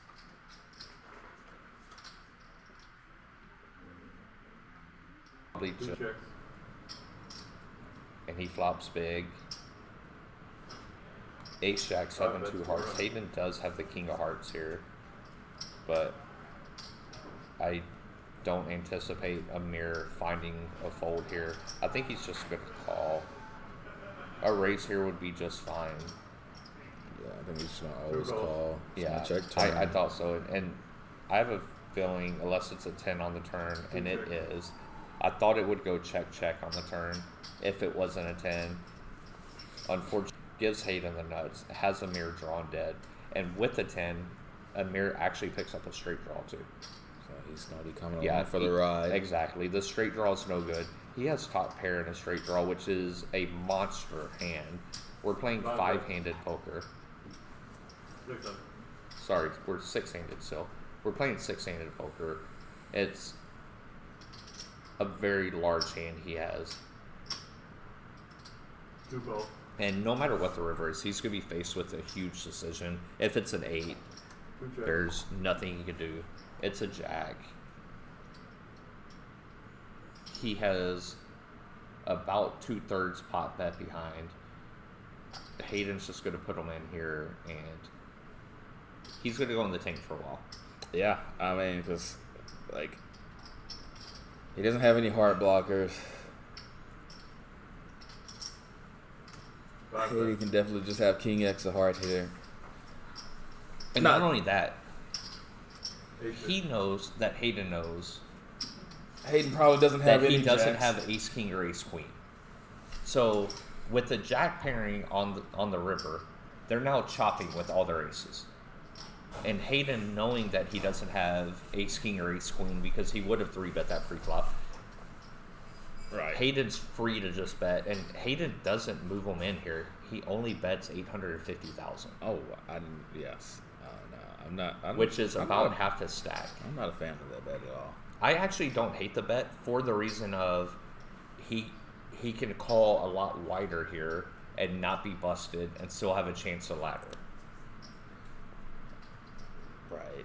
It's Hayden trying to get paid off by just a weak ace. Yeah, I mean, I think Hayden's pretty certain he has an ace, think and if he doesn't have an ace, he has a hand like Queen Jack or King Jack, and he's just going to check raise them all in here. Yeah, I mean, yeah, I think he's just going to always just be calling it off, just calling and folding shoves as well. Yeah, I don't think that Amir would be check raising here with anything less than a full house. Like, I even think with King Jack, he just check calls here. Yeah. Like, he was checking, hoping Hayden would put it in if he had a King Jack hand. And then when Hayden only bet this amount, he's just going to call in case he's wrong. Yeah. He can still move up spots. My thinking is... This is a tough spot for him. He's going to be calling an all-in just as likely as he's going to be calling for 850. Like, I think the frequencies of his fold and call are going to be pretty much the exact same. I think it's a very small percent. What a disciplined fold by Amir. That's such a good fold. I'm very impressed. He's going to watch this feed when he gets home, and he is going to be so happy that he folded there. And that puts Amir on the short stack, as you see here. Chris has 17 bigs, Brandon 14, and then Amir with 12. What a fold. Like, what is... Well, there's a reason these guys are playing for 81,000, and you and I are here talking about it. I ain't made a day two in about 2.5 years, so... And as I said, they're guaranteed right now 13,850. That's the next person out. The next pay jump would be to 18,200 and then 25,400. This is a lot of money, folks. Now ICM comes back into play. Brandon's all in, and he's probably going to get this one through. Yeah, if Brandon doesn't get it through, he's going to like the spot. 9 fold, 2 fold. So 3 fold.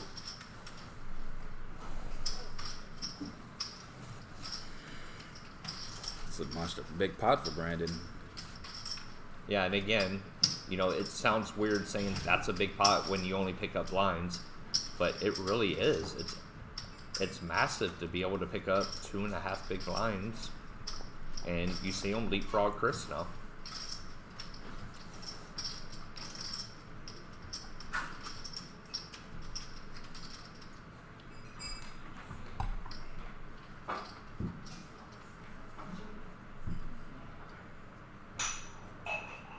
And now Mark is in a very weird spot because he still has like 40 bigs, and he has 3 guys below him.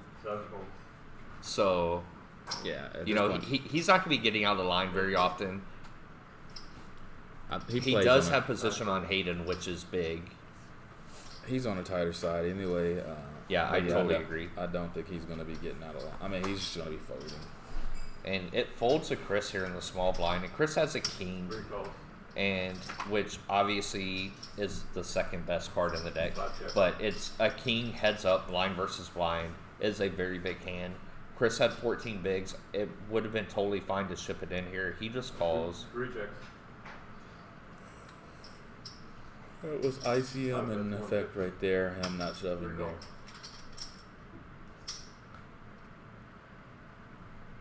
Reject. And Jack 5, they both flop a 5. Chris obviously has them crushed. Hayden can only win with a 9 here. And Chris is going to trip up quite a bit. Reject. And if it's an ace, a jack, or a 5, they would chop the pot. It's a queen. It's going to go check, and Chris is going to win.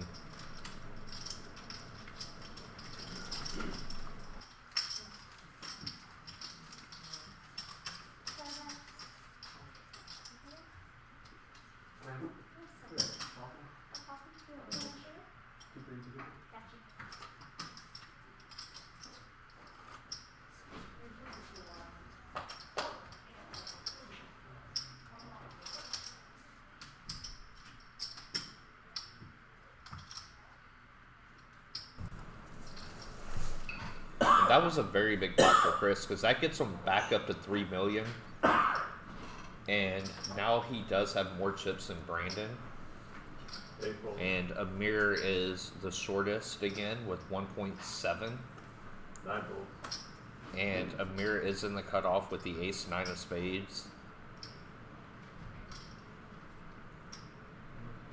He's obviously not folding. Let's see if he raises or puts it, and he puts it all in. And now Hayden with the same hand right behind him. And Hayden is over 10 million in chips. And Hayden on the small blind.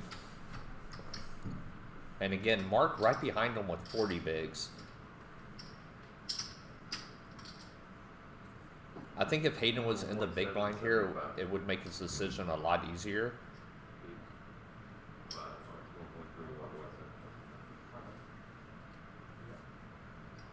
I think if Hayden was in the big blind, he easily makes this call. Yes. But with being in the small blind and having to worry about the big blind behind him, it's going to be basically a coin flip here, right? This is where you look at your phone and run your random number generator. And Hayden folds. Mark folds. And Hayden's staring at him like, please show, please show, please show. You ever in that spot where you're just like, I want somebody to show their hand because I want to know right now.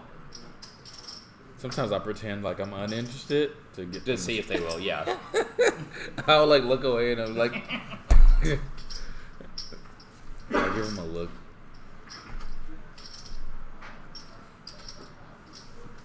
Blind 75,150, and there's Miss Kilm in the background there. You got walking chips? Damn, girl. Well, all 9 players have walking chips. Oh, alright, you got it. It sounds like they're down to 9 players in the monster stack, is what she said. Unfortunately, we won't be able to be streaming the monster stack tournament tonight. I know we've been streaming all the final tables, but we're gonna have to skip that one so we can finish this one out. Hayden's obviously raising the king jack on the button. I'm done. It's Sunday night. 7 fold. Brandon's in the big blind. Yeah, Brandon on the second shortest stack. We can't see his cards yet. 8 calls. What if that means? Oh, Brandon calls. I guess he doesn't have the 3 of clubs. Yeah, we have been informed that there could be an RFID with the. Oh my goodness. Okay, well that's a good flop for Hayden. That the 3 of clubs is not showing up, so there could be a chance of one of 2 things. Brandon either has the 3 of clubs, or he just didn't put his cards over the RFID. Either way, Hayden is catching heat. It was good thing he didn't have the 3 of clubs and decided to continue on that board, right? You know, it's a good thing no matter what he had, he didn't continue on that board. And now Brandon has flipped to the bottom. He did just play his big blind, so. DJ, these guys on this Facebook love you. Right, so you trying to get me to look at Facebook? Yeah. I mean, Logan gave you the emoji with all the hearts on the face. Gave me the emoji? He did. He put DJ. Look. I know that if you're listening right now, not watching Facebook, you can't look at my phone. But if you are, you see Logan put the DJ with all the hearts. Logan, we all obviously love DJ. He's the damn GOAT. Rob Valden said DJ, best player. Logan said, stop talking and make them pay you more. Because you're giving us way too much insight, bro. Like, we're all going to be as good as you one day if you keep telling us all your secrets. He said he clearly cussed the clock into 400s. All right, I don't even know these words that you're saying, Carson. Polarized, like, is he a penguin? I don't know what all this means. All right, anyways, Hayden raises the ace-6 of diamonds. Richard defends the big. And we have a flop out there that we can't see. Ace 9 6. Hayden flops aces up and checks back. And the turns he 8 of hearts, giving Richard a pair. Yeah. And Richard's gonna lead out. And look at this. Oh my god. Look at this run out. Richard was dead to some sort of runner, and he got it. Hayden check back flop trying to trap Richard. Trapped him perfectly. He caught the 8, but then he caught another 8. And it's a very unfortunate, and you see Hayden, like, and Hayden's not mad at Richard, obviously. He's upset that he let himself play that hand that way to let Richard get there. It's hard to lose that one. That was a very hard hand to lose. I wish I would have seen the percentages on the flop. But regardless, Richard, again, this is why poker's so much fun. Richard did nothing wrong. You know, he defended queen 8. Hayden checked back. He hit the 8 and he bet. Hayden called. He probably knew he was behind at that point. But then the other 8 comes. What do you do when the other 8 comes? You hear the buzzer in the background. That means blinds are going up. Yes. This will be the last hand of the level.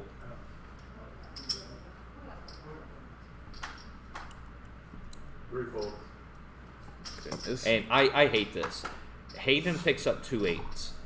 I hate it when I lose a hand, especially the way Hayden just lost that hand, and I get something like 2 8s in my hand. Like, because nobody ever believes you. They're like, oh, this guy's tilted. The entire table knows Hayden took a bad beat that hand. He didn't show what he had, but they all know Richard just got lucky on him. Luckily for Hayden, nobody picked up anything, even though Hayden has a really good hand. If somebody played back at him, it's a hard hand to continue with. Yeah. So you don't love the 8-8 there. Yeah, exactly. All right, there you see it, guys. We're going up 100,000 for the small blind, 200,000 for the big blind and the ante. Shit's getting real. Can I say shit? I think I can. Yes.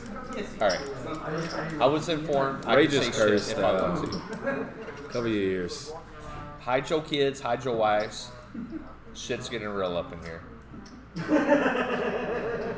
Did Chris hear what I said? He's laughing. But yeah, going back to that hand with Hayden, it's like you pick up 8s, you can't just fold. You have to raise it again. Every single time I'm in this spot, I get 3-bet. And every single time I tell myself, they think I'm tilted. So I just 4-bet rip. And then I get called by the kings, and then I'm in the car on the way home, and I don't tell the story about how I just punted with 8s versus kings. I'm telling my friends, this guy just hit running runner 8 on me to make 3 8s, and he busted me out of the tournament. D-bot. And they're like, he took all your chips? Well, no, I mean, I still had like 30 bigs, but I picked up 8s the next hand. What do you want me to do? Yeah, exactly. And we see a mirror move all in here after Richard raises from the button. Richard's obviously not calling. Good move by Amir to get those chips in the middle, pick up a much needed. And if you look at the bottom left of this graphic, the total prize pool, $447,270. I'm a big fan of Amir. I've been very impressed by him. Have you played by Amir? I have no idea. Have you played with Amir? I have no idea who Amir is. Now, C1. get the ROI. I have no idea who Amir is still. The guy in the Jordan. Yes, I know what Amir looks like behind the camera. Okay. Yeah, and it's obvious. It's hard to see with all the masking and everything on. I met Amir at Lone Star Series 1, and he got me. We were on the bubble of the main event, and I had all the chips. I was raising a lot of hands. And I pick up the 2 queens, and I raise it, and he sat up in his chair, did everything to make it look like I have a huge hand. He grabbed all the racing chips, and he calls. And I was like, oh, I got this guy. And I'm going to continue the story after we get through this hand, and it's through. Brandon raises, picks up the blinds, very important. Anyway, so Amir sits up in his chair, and he goes, I call. And then he just calls, and I'm like, you know what? If he's trapping me and just flatting aces or kings here, so be it. And we were both pretty deep. I had all the chips at this point. Somehow, I don't even know how this is possible. But I had all the chips. Big line folds, and the flop comes deuce, 10 or something. Jackpot. And I check. He checks. I bet he calls. The turn's like a 9, and we have Brandon moving in here again. Man, Chris. Yeah, he's Hayden. Yeah, he's gonna get. He should get this. Yeah, he should be able to get this through. Chris does not like small. Chris knows right here if he calls, he's hoping that he's flipping with Brandon. Did you just hear Chris just fire out a thanks DJ? I don't know what that's in reference to. I didn't hear that.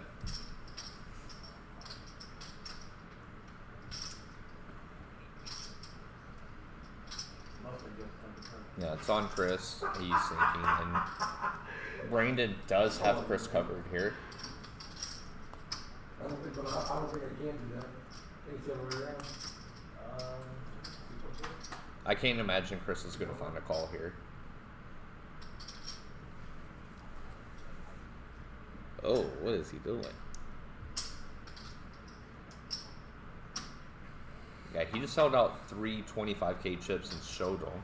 Yeah, and he folds, and it's going to get through unless, yeah. But anyway, so it comes deuce, 10, and it runs out 2 little cards, and Amir checks all 3 streets to me, and then check raises me all in on the river when I bet for most of his stack. And I literally just like went in the tank, and I was like, didn't want to call. I bet 75% of the stack or something, and I just knew he had like 10s full, and just like trapped me the entire way. And I was like, you know what, buddy, if you got it, you got it. And I call, and he had ace deuce, and he flopped the 3 deuces and literally checked it to me 3 times. And I knew right then I was a fan of that guy. And he said, I knew I should have 3-bet you pre-flop. And I was like, I like it. Like you knew you were gonna flop the 3 deuces, and I've been a fan of them. I've been playing with them quite a bit. And Chris picks up another pocket pair. I mean, this one's a little bit easier to play. Yeah, that's a nice pocket pair. A little bit easier to play than the pocket 5s. Unfortunately for Chris, nobody has anything. He just said something to DJ again.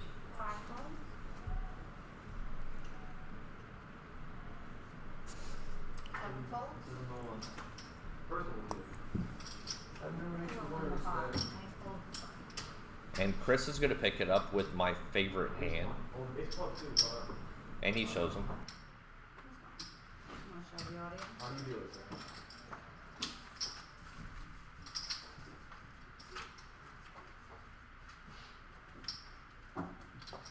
You're amazing. I can run half of it. I want to 3 hours ago. There's a couple people on the still, they said if they won the tournament, it'd be over by 9 p.m. They are no longer in the We're no longer in this tournament. Yeah, I was talking about you. Ash is gonna start in C2. Name's good. That's too good. I didn't say it wasn't good. Glad I have no chips. I was talking about guys are held to the middle, no max. 3 folds. 4 or 5 folds. 7 folds. Looks like it's folded around the blinds here, and Brandon's going to have 10-9 against Richard's 10-8.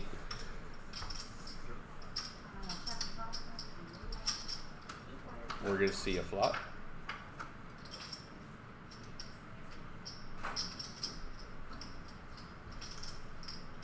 Oh my goodness. All right. Why you gotta do my boy like this? Yeah, this might be the end of it for Brandon. He flops top pair, an overcard, and a straight draw versus the nuts for Richard. Hey, man. Brandon's going to need an 8, and just like that, an 8 pops up. The ocho.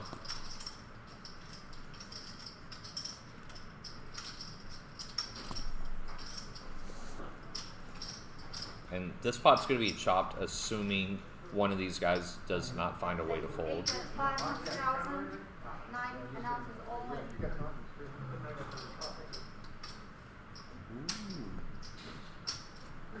Well, I guess I could be wrong, guys. Yeah, and Brandon bets, and Richard moves all in.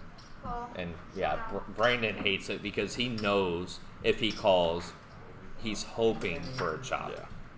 And he's going to be excited to see that he's chopping this pot. Am I right? I mean, What a shitty turn. If I ran half as good as you did. not only is he excited to see that he's chopping when the cards are turned over, when he sees that Richard had the 10-8 and flopped it, he's going to be even more excited. Because he knows he's going broke if he doesn't hit one of the 3 remaining I had hands. him in the trap. So we got Derek Norman joined in watching now. Derek, you played great today. Congrats on your deep run. I said earlier on the stream, I think you're going to win one of these tournaments very soon.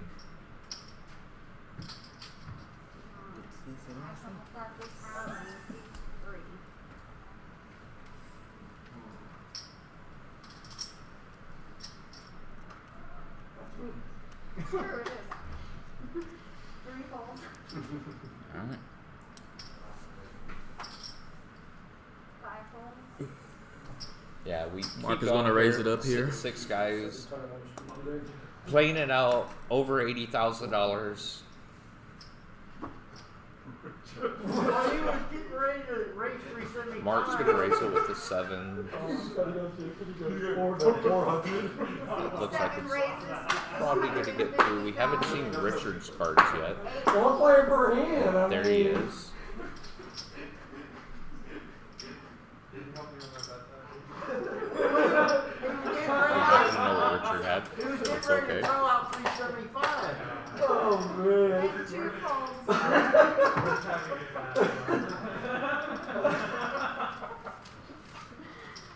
I mean, I wouldn't say something, but I think you guys covered it. And that puts him here down to 2,200,000. At 200,000 big line. At 11 big lines and we've been playing all Mark, day. go for that. These structures, they're just amazing. Yeah. And again, like I've been saying all day, these guys are laughing. They're having fun. This is what poker should be. Hey, anytime. Oh, and look what Chris picks up again. 5 folds. In the big blind this time, much better. Oh man, Richard on the button with the ace-3 suited. Yeah, and Like Chris. Mark makes a very disciplined fold with the queen jack 6-handed. I don't anticipate Richard folding. Yeah, he's gonna put a raise out there. 500,000. 400, Richard. 400,000. 2 folds. Crit. Just flicking the call. Yeah, I don't anticipate Chris is going to just call just because Richard's shown, and Chris does just call. But Richard has shown he's not afraid to call off.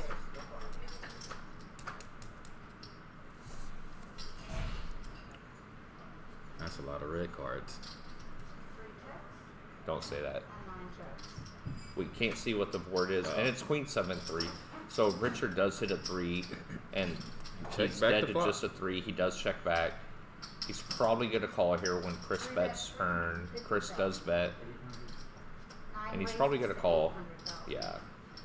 Oh, he raised it Chris, up. Chris bet 350, and he raises to 8. I wouldn't be shocked to see Chris just get it in here. 800. Also, would it be shocked to see Chris just call call, yeah. to see if he'll bluff off on river?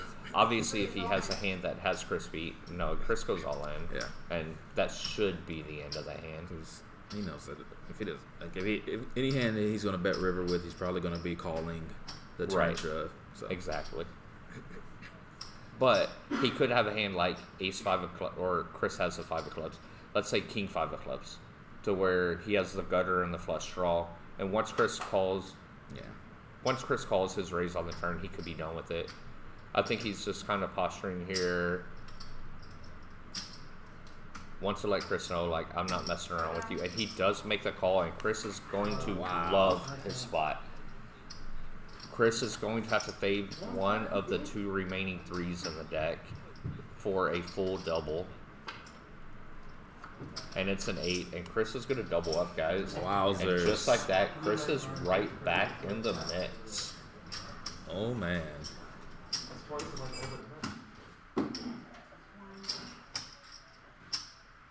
I told you, Amir, I'm not making those folds. 12.275. Okay. See this? 1, 2. Yeah, Richard just announced, I'm not making folds. He's letting these guys know, like, I'm getting after it. I'm coming for you. If you want to bluff me, bluff me. I'm coming after you. I'm going to bust all of you. Richard just said him stack up and prove it. Yeah, and Richard's played really great at this final table. That call I didn't too much agree with, but the board's so draw heavy there.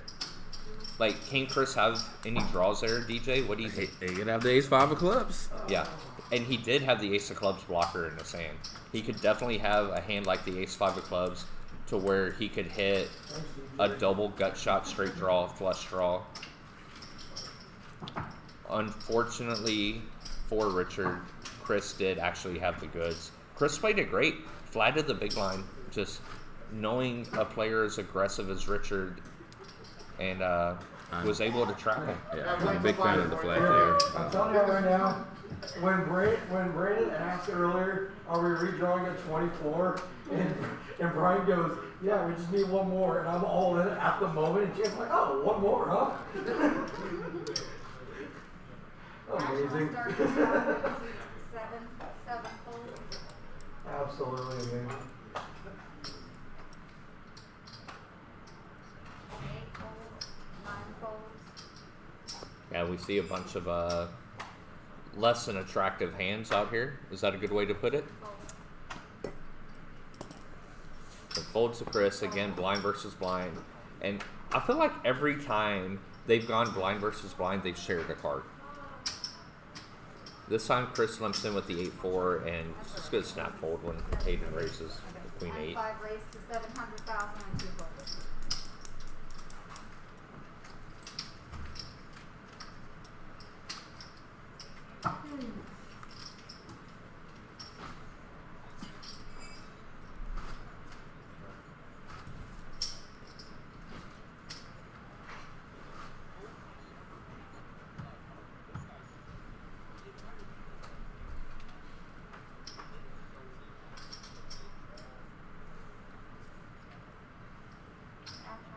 I hope you guys are having as much fun as me with this.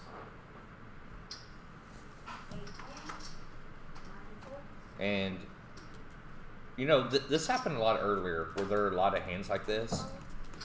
And Everyone's blocking each other. And Jonathan Gavai was in the booth, and somebody asked on the stream, asked in the comments, are there any face cards of this deck? Well, sometimes they take out the face cards for the RFID. You never played high deck before? I'm totally kidding. They don't take the face cards out. But not long after he asked that, we got a hand where it was jacks versus kings, ace queen suited, and 2 10s. Yeah. Playing 7-handed. Yeah, that's like the deck was the count was high. The count was really high. So anytime I get in an Uber when I'm in Vegas, the Uber driver always asks me, what do I do? And I'm like, oh, I play poker. They go, oh, do you count cards? That was a good time to be counting cards. Yes. To know that you're about to pick up kings versus jacks versus tens. That's when you straddle. You just lay out the straddle. And look at this now. Hayden with that pot has catapulted into the chip lead for the first time all day. How many big blinds was he down to at one point? I think I talked about this earlier. I'm not real sure, but if you guys don't know, Hayden was down to 3 big blinds. 3 big blinds. Did he give up? Does anybody know? Did he give up? No, he did not give up. Do people tend to Now give up he's when they chip have 3 leader. big blinds? Sometimes that will happen. Yeah. It's not, like me, if I get down to 3 big blinds, don't worry. I'm not going to sit in front of that stack. I'm walking off. 3 big blinds, you can kiss that goodbye. Just go ahead and blind me out. 5 raises 400,000. All right, Brandon. All right, so Hayden raises the button with the suited jack 6. Mark has him crushed in the small blind with king 6. He's gonna let it go, and that's gonna open the door for Brandon in the big blind with I king 10 think Brandon's of going to clubs. get it in Yeah, here. Brandon's got to be getting it in here. And Yeah, and Hayden's gonna take a look over. He's not calling here, but he just wants to make sure he doesn't misread Brandon's stack. Is the whole purpose for all of it. It's not acting. It's let me make sure you don't have less chips than I thought you did.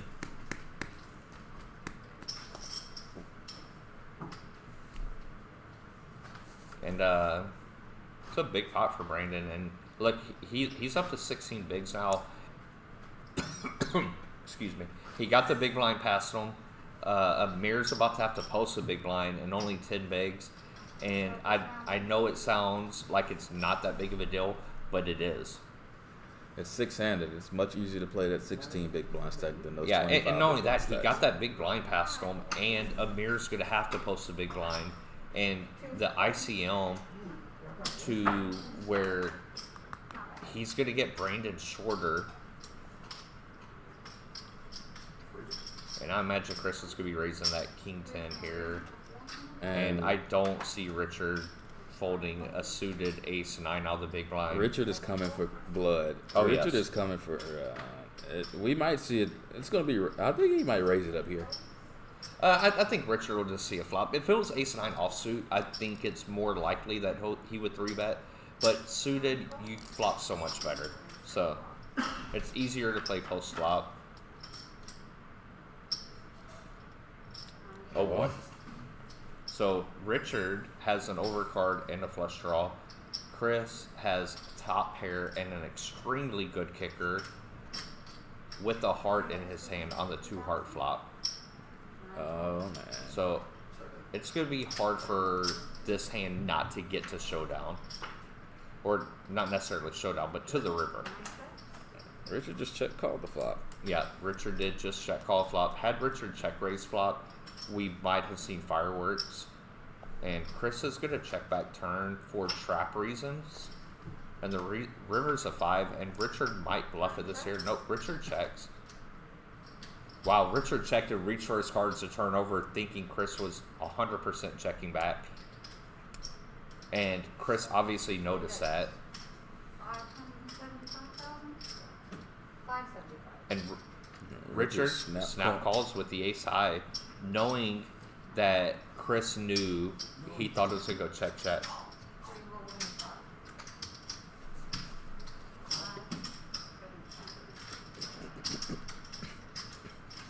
And Chris is going to win another pot. That gets Chris over 7 million now. And he's third in chips. And the VPIP here, you see that VPIP is voluntary chips put into the pot.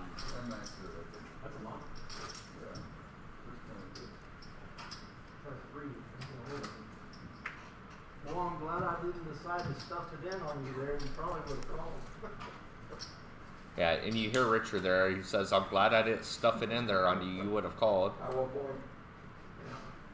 Any? All? Action will start in seat 3. That's me. 3 folds.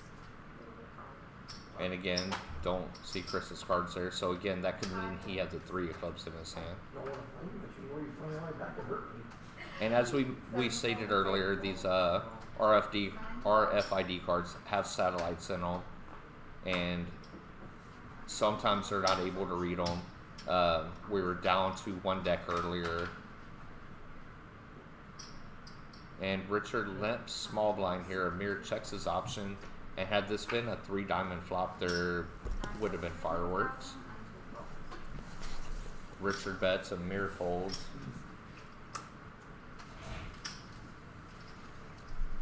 And Amir, who has been extremely card dead, is just getting chipped away at. I went for the last 24 minutes in there. Don't mind me, guys. I'll do what I want. Alright, guys, why don't you go on down? And there you see Amir down to 8 bigs. And it's not that he's spewing off chips or anything. He just hasn't had anything. Yeah, sometimes you just fold. And he picks up something here. 5 folds. 7 folds. Yeah, Amir with the king queen and the small blind, and looks like unless Richard decides to raise on the button here, it looks like, yeah, and Richard folds, which is totally fine. And Amir's probably going to be moving it in here. Chris will be folding.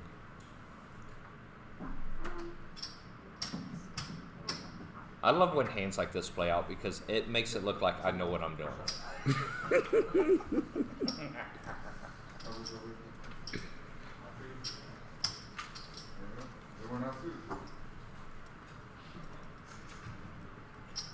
I need to see some Poker Bros flops and shit. Like we need some Poker Bros action. I know these guys up at Stat Sports Bar are watching us. Thanks for tuning in. Tate, AJ, thanks guys for coming out playing this weekend. I'm glad you guys are watching up at the bar. Love you guys. I wish this thing wasn't running so late so we could come have the after party there, but we'll have to put it off till tomorrow. Way to stand your ground, Brandon. 7 raises to 475. DJ told you no. 8 I gotta get some folds. of my Yeah. 9 And Mark raises under the gun to 475. 3 Nobody's gonna have much all the way around to Hayden the big blind with the 9-10 suited. Such a pretty hand. Like what do you think of the 9-10 suited here? Oh man, that's when you're in the big blind for 200K. I'm like I make love to that hand. Wow. Like I literally and I love the diamonds. Oh man, 9-10 diamonds. Yeah, such a pretty hand. Just give me that, and I'm just putting all the chips in. And that's not the flop that you want the 9-10 of diamonds. You quit making love, right? That's a good. I mean, if you put all the chips in there, you might win it. Yeah, might. You get called. What do you think of your hand? It's a jack on the flop, so. Yep, you're all wrapped around the jack.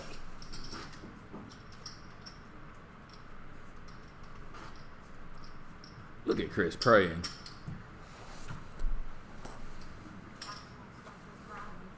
Yeah, I'm not sure if Chris is praying or if he's like thinking how much longer till the break so I can get my next shot. Oh man, Amir and Mark. And this is going to fold around to Amir in the cutoff. And again, he's got 11 bigs. He's moving it in here with the king queen, rightfully so. He's doing what he's supposed to. And it's going to get to Mark in the big blind, who has 30 bigs. And he does not have an easy decision here.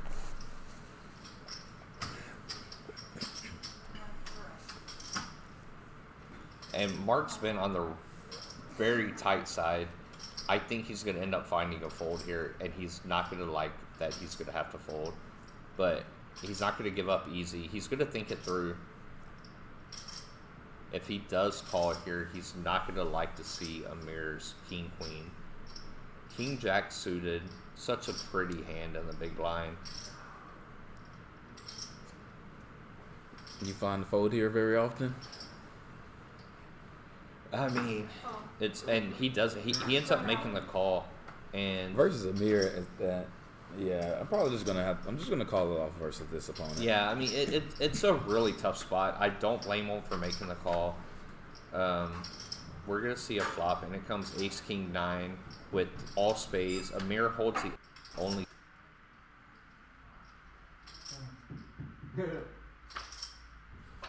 spade, and the queen comes, which gives Mark a straight draw, and it breaks off the river. Now Brandon is the short stack. Yeah, so Amir's gonna find the double there. That's gonna get him to 4.6 million. And there you see it. Brandon is the shortest with 15 bigs. I mean, it's pretty even.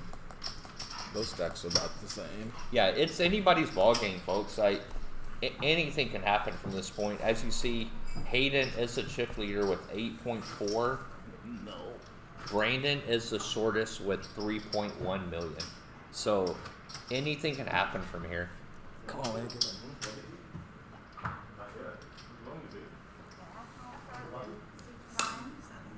Long drive.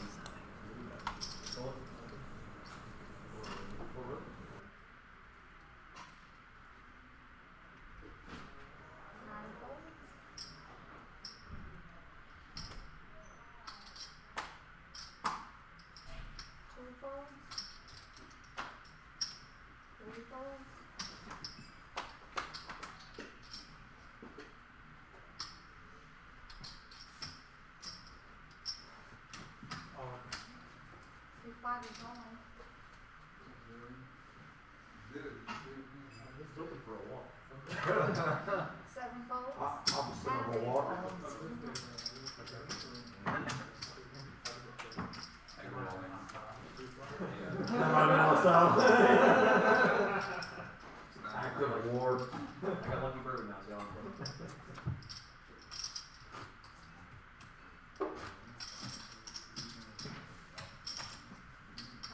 Start this round and see 2.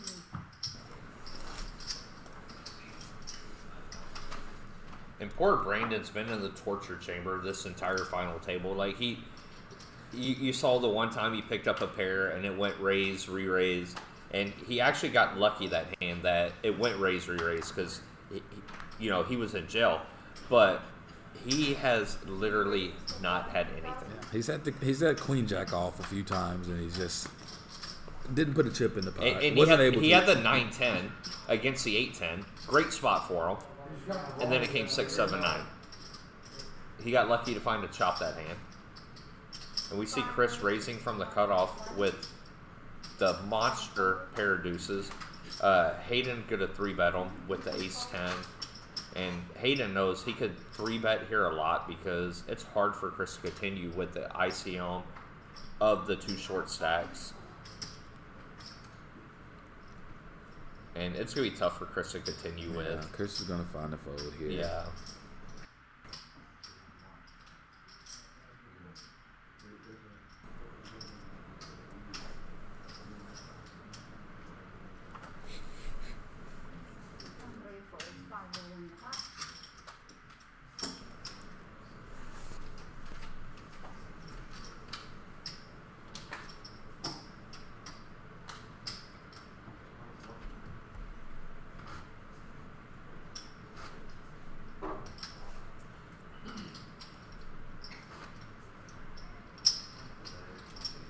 We have so many legends.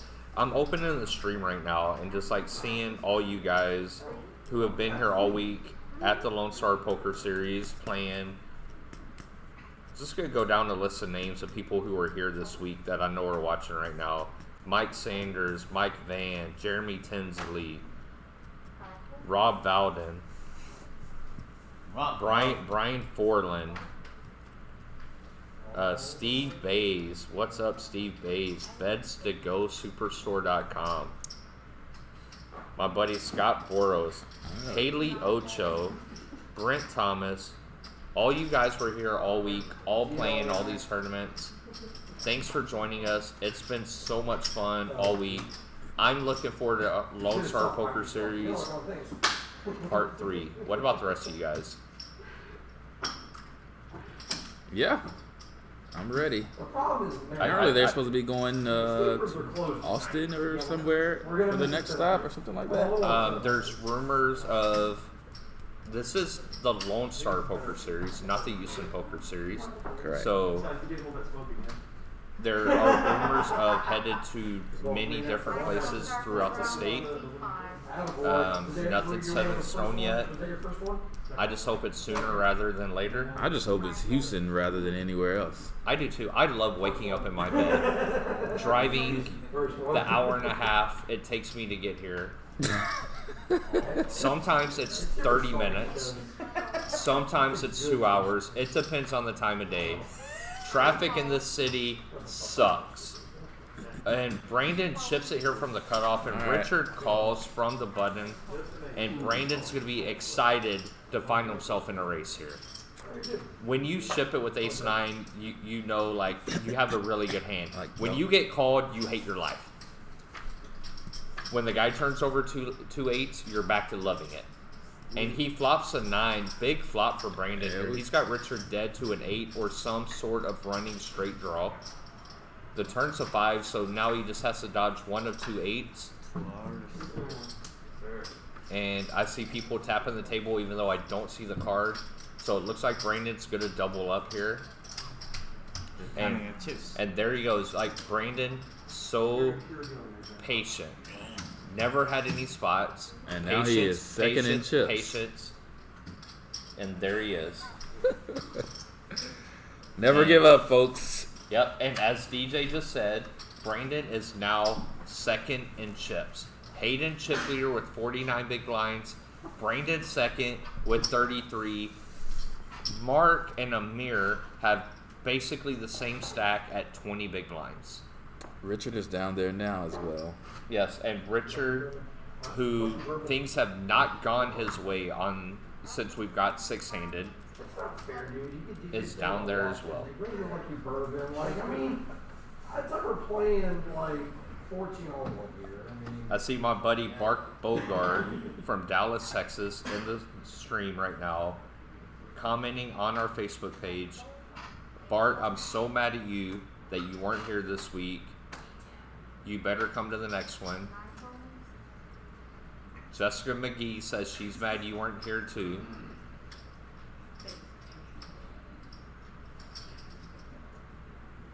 And here we go. Amir on the short stack raises ace-10, or raises with the ace-10, and Hayden with the chip lead is in the big line with the ace-9 suited. I would not be shocked if Hayden 3-bet it here. What would you do right here, DJ? Yes, we're going up. 5 is all in. Call. And all in and a snap call by Amir. Just he snap called, and he's gonna love. Amir is that. so gangster. Yeah, Amir. Yeah, you've been saying it this entire stream. Oh my god. I am about to go out. And it's ace king 3, and Hayden does pick up chop outs here. The turn's a deuce, a very good card for Amir. Hayden's gonna need, and the river's a deuce, and they're gonna chop it. Oh my god.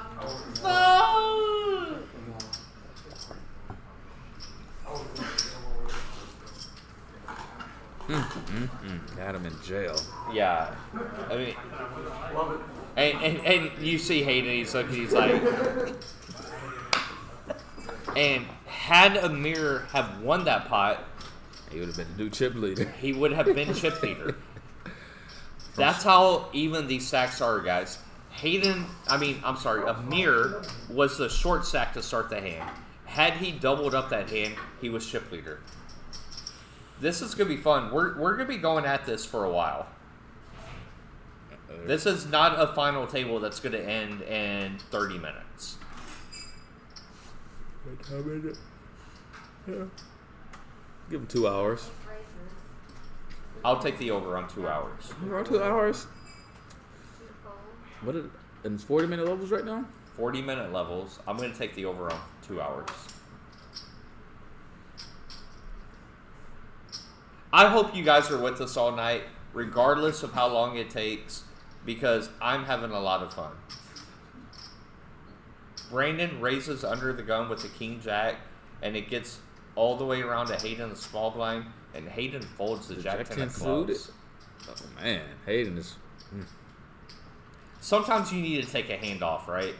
Like he just put your it heart in is there. racing. You might be. Yeah, He's sending out a text right now. He's like, nah. He did. He just put it in there with the ace 9 versus the ace 10.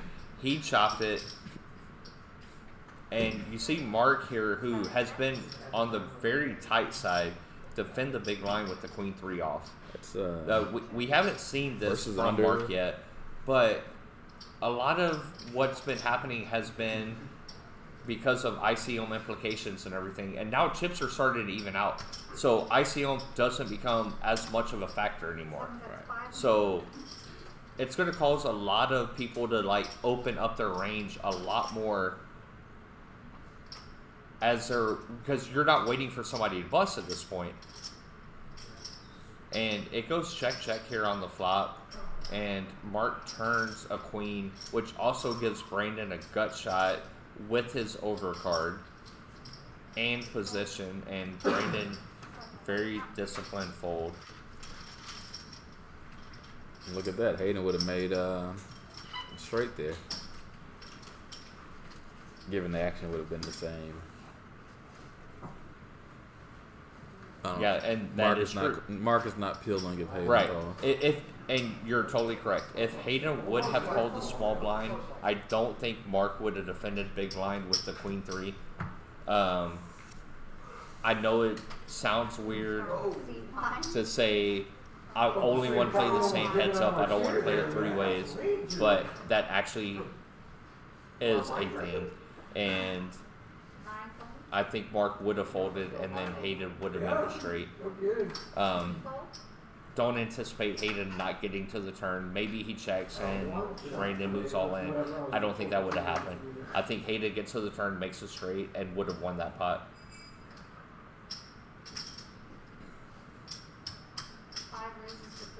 And it's folded around here to Hayden on the button. And if you hear this beeping in the background, that means the blinds are going up again. And Brandon's going to take a flop here. I don't foresee him 3-betting very often. I mean, he could 3-bet here with. I think he's got the ace blocker versus a button versus somebody like Hayden, who is a pretty tight player. And like I said about Hayden earlier, he can have 3 big blinds, and you could not pay attention to him, and then you look over again, and he has 100 big blinds, and you're like, dude, what the hell happened? Where did you get all those chips? And that's exactly what happened with Hayden.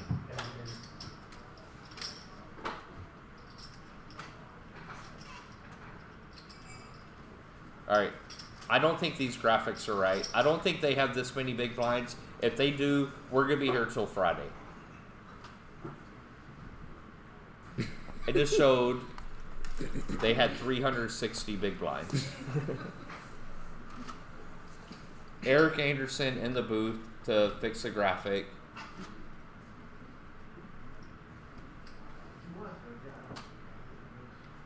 Yeah, the blind structure was just off a little bit, which is okay. Yeah, make it. Yeah, let's go back down to 25K, 50K. Hayden wakes up with the ace-9 suited, and Richard in the big blind with ace-10. Yeah, and this could get really interesting here. Folds the Hayden in the cutoff, and he's obviously raising the ace-9 suited. It looks like it's probably going to get to Richard in the big blind, and Richard this hand's not going in the muck. We know this. Nobody in their right mind. How many chips is Richard putting in with this hand? Yeah, nobody in their right mind is just folding. He putting in all of them. And Richard goes all in, and look at Hayden. Instantly, forehead it to the palm. Because he knows Richard is over it right now. Richard is so oi. If I had to bet gun to head right now, Hayden's not calling. Yeah, no. I mean, I don't think he's calling, but I don't think he's calling either. But would it shock you if he called? It would not shock me. Right. I don't think he will. If my life depended on it, I say he folds. But if he calls, I'm not shocked. Again, this is the beauty of poker, because it's not just so defined that, oh, I raise ace-9 and somebody went all in, I have to fold. Now, had that been Mark that shipped on Hayden, I think Hayden's cards instantly go in the muck. But since it was Richard, he was like, you know what? Like, he doesn't have to have that much here. And Hayden does find the fold. And look how even these stacks are. And when I say that, like, I know that Amir has 17, Hayden has twice as much at 34 with the chip lead. But they're all, like, if you look, it's like a staircase. It's like you're steadily going up all the way through. This is anybody's ball game. All these guys are playing really great. This has been fun to watch.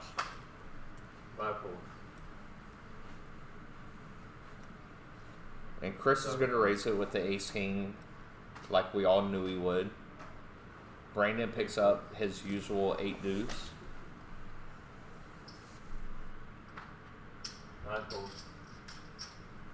And it looks like Chris is going to just pick it up here. Google.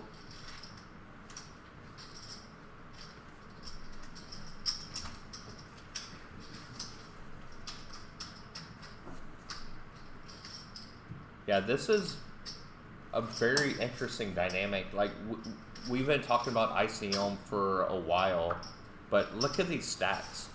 Like, have you ever played a final table like this? Where out everyone's this of close? all 3 of the final tables you've ever made in your life. I was told to go back to needling you. But seriously, have you ever seen stacks this level at a final table before? Man, I have no idea. I haven't found a final table tournament in like 6 years. Stop it. Guys, DJ Alexander, Google him. He's the GOAT. Hayden's raising it up with the ace-king.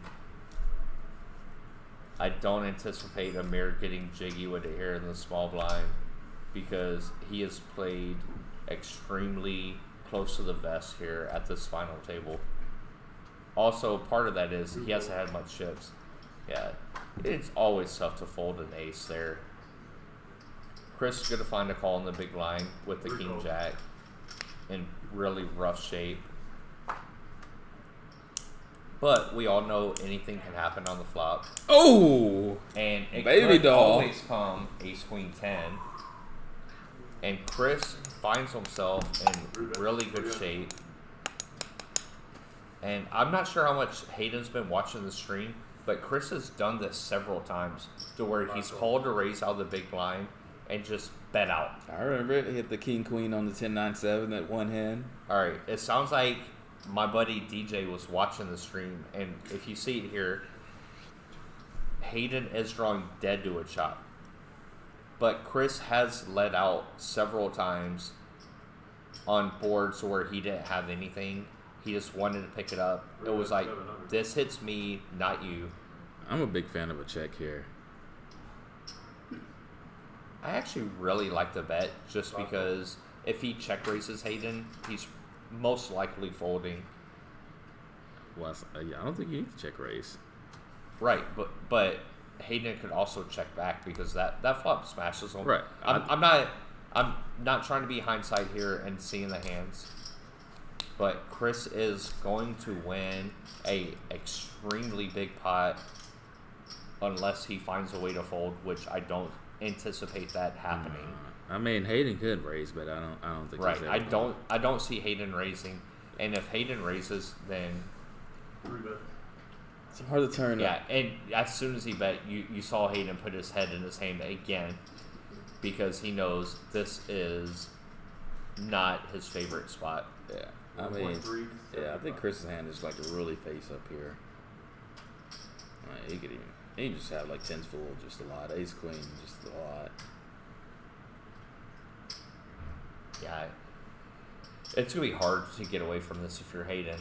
Am I right? I mean, because when Chris leads out the flop, the turn, the river, he has a extremely strong hand, but he could have hit ace 10. Yeah, and now Hayden beats ace 10. Correct. That was the one hand I was thinking about, and I guess he could have some ace. Like he could have bet out flop with ace 8. And then Hayden flatted, and he's like, well, ace 8 might not be good, and then bink 8. Now, obviously, it's harder to make those hands once those cards come because, you're blocking them. If Hayden finds a fold here... I think Hayden just finds a fold here. It's going to be extremely hard. Hayden has a monster. Yeah, I think he just finds a fold. I mean, like, he's just beating in one hand, and that's the ace 10. Ace jack? No, I don't. Yeah, I think Chris checks ace jack on the turn. Yeah. But we're sitting here in the booth. We're watching the hands. We know what they have. You're playing. As I'm playing, yes. I mean, it's the same thing for me. Like being in. I need to start bluffing you more. That's what you told me. All right, guys. Yeah, I don't think you're watching the stream. You're not taking no line like this. If you're watching the stream, just know I'm about to start bluffing DJ all the time. He's about to start attempting to bluff top me. pair, top kicker. I fold. Yeah, this is a very tough spot for Hayden to be in. And we're sitting here in the booth joking about it. Hayden is. I'm also not a fan of the way Chris is looking. Yeah, I'm not either. Like you saw Chris look at him, give him the eyebrow raise. What is Chris doing? Not a care in the world. I know one thing. But with all that said, we see the cards. Hayden doesn't. I just don't. I don't see without seeing the cards. He has top pair, top kicker. So, but it's more in depth than that. It's like, what hands are you beating? And you're only beating ace 10. I understand. And he's thinking the same thing. Of course he is. But he's like, if he wasn't thinking that, wow, what a fold by Hayden. When he goes on break and they tell him what these hands just were, he is going to be so happy. And let's look at the chip count here. And look who our new chip leader is. From fold, that would have been a monster pot. He was short stack after that, going to the final 8. Now Chris is chip leader with 31 big blinds, right at 8 million in chips. Guys, I don't even know what's going on right now. Mark under the gun with the ace queen of diamonds, and he has a couple hands behind that 7 raises, 500 could possibly end up playing a pot with him. And these chips are seriously, it's so even right now. Well, I guess we haven't seen the big blinds hand. I mean, I think Amir and Chris are probably just going to fold. Yeah, I think Amir's going to fold the 2 deuces. Chris in the small blind with the ace 10. It's not a bad hand to call with. Being out of position though, with a hand like ace 10, what do you want to flop? Yeah, I said if somebody races under the gun, and you call out the small blind with ace 10. There's 3 10s left in the deck. It could come 10, 10, 10. Well, it could come ace, ace, ace. You don't know what under the gun has. if it comes ace, ace, ace, and I got ace 10, I like my chances. Yeah. Okay. What if it comes king, queen, jack? I still like my chances. Okay.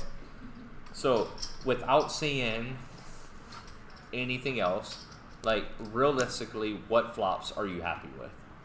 10. Obviously, my 10, favorite, 10, 10. My favorite flop would be 10, 10, 10. All right. What about 10, 7 deuce? 10, 7 deuce? 10, 7 deuce is not a bad flop. What about ace 5 deuce? Ace 5 deuce? You're out of position. What you got to go? We're going to take the bet. Again. He just went bet. Let's go bet again. Yeah. You know, so, again. What is he going to call me down with if I go bet? He just folded ace king. 2 folds, 3 folds. Yeah. And I'm not saying, like, if I have ace 10, I'm happy when it goes bet on the ace high board. 5 folds. But it's a tough hand to play out of position. Chris makes a good fold. Yeah. I was confident he was going to fold that soon as the guy opened. Our friend Troy Baracco says, "What's up, DJ? What's up, Ray?" What up, Troy? I talked to him before this series started. He was going to come play. He actually had COVID, couldn't make it. He's got over it. As far as I know. Troy, wish you were here, buddy. Get better. We'll see you soon.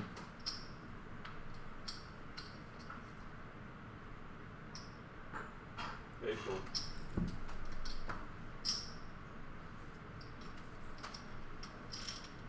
Also, Logan says he's a sit pro railbird. Pro railbirds are hard to come by. Scotty Smith, what's up, Scotty? I wish you would put my chips to better use after I punted them to you. Where are you seeing all this at? In the thread.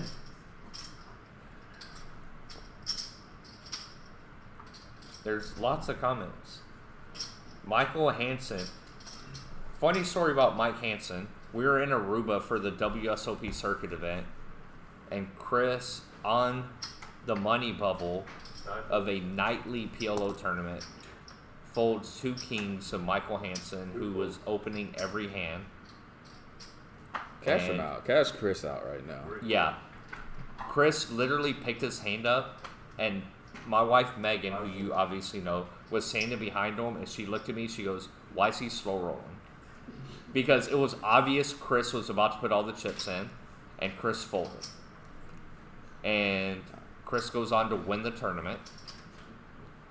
So, he obviously did something right. He was trying to let Michael win, but Mike thanks for didn't. watching, buddy. She says Amir used to be the player leaderboard champion at Lions. I believe that. Amir gets after it. Champion leaderboard at Lions. That's quite the accomplishment. I never even cashed a tournament at Lions, so. I don't think I have either.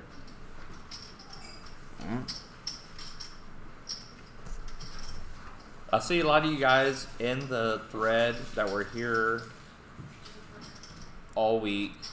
Again, thanks for coming out. Loved having you guys. It's been so much fun. 14,000 guaranteed right now. What would Raymond I do? Judelet, I see you in the stream, buddy. Thanks for tuning in. I know you're here sweating for Chris.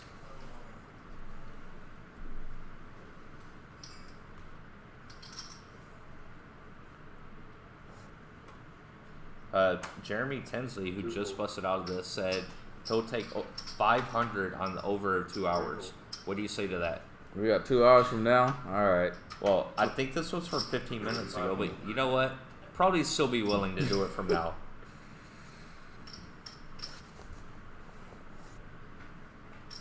Mike Hansen says it's going to be over when Chris decides to win.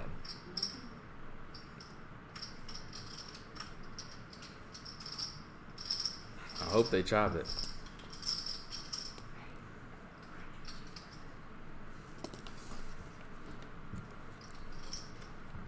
And here's Mark getting after it with 2 threes on the button. Double fisted. Yeah, that's a lot of octagons he's putting out there. They want them to know he means business. He opens to $1 million tournament chips. And he's going to pick it up. And we're going to go back and forth here for a while, guys. Brandon is now at 6.25. Chris at 7.8 with the chip lead. Hayden at 6.5, second in chips. And here you see it. $4,400 pay jump. Right behind. And we've been talking about ICM all night, where these pay jumps are so big. At this point, nobody's short. No one's short. You can't wait somebody out and hope that they bust so you can get the $4,400. This is where we play the pokers and we hope we get good cards. This is what I like. I like to play poker. I like to get good cards. Yeah. Obviously, we like pay jumps. I don't like to worry about it. I just want to win. If you ain't first, you're last. I know. Yes, I am. I'm very aware. I have not come first a lot. Be better, bro. I'm trying.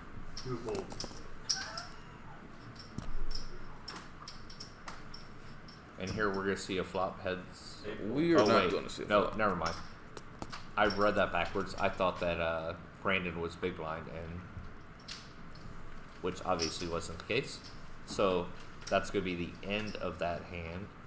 81,000 to the winner. I can do a lot with 81,000. Like what?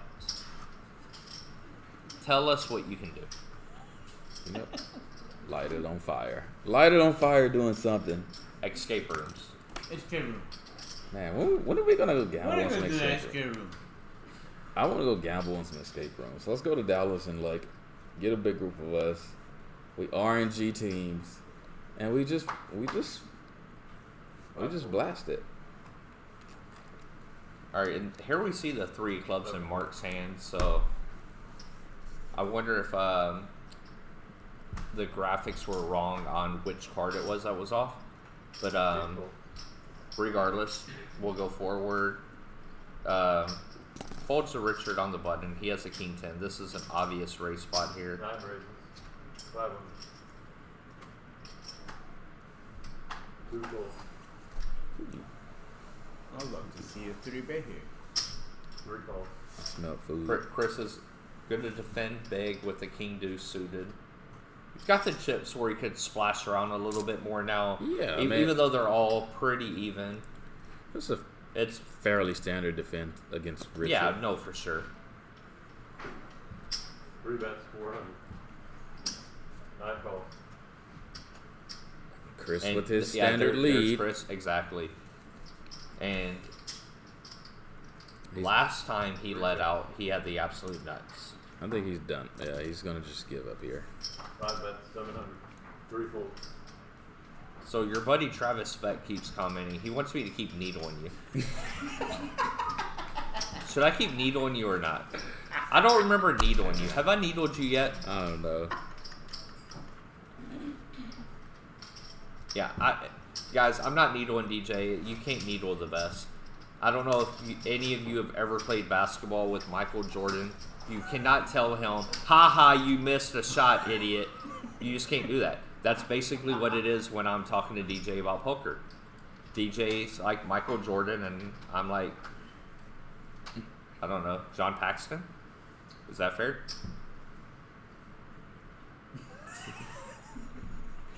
I don't know if you guys heard that on the stream, but DJ just rolled his eyes so hard, it was like a bowling ball came rolling right at me.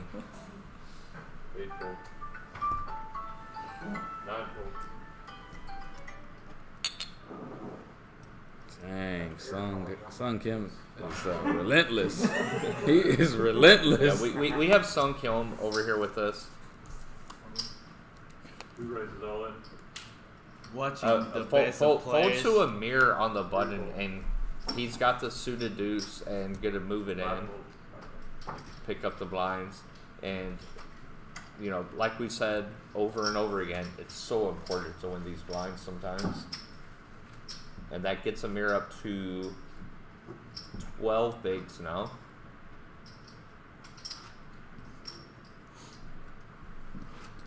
Brandon loves those showdowns. Yeah, well, part of this is too, Brandon was short for a really long time. So his only move was the all-in, so it's not that he just takes every pot just to showdown. Uh-oh.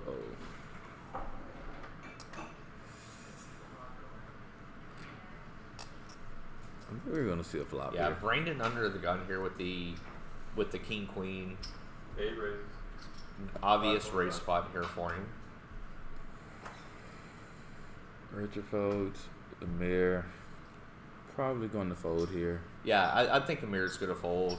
It just sucks playing 6-handed, looking down 2 picture cards, and being like, "Why'd you have to open in front of me? I could have just opened and won this hand." No, he's folding.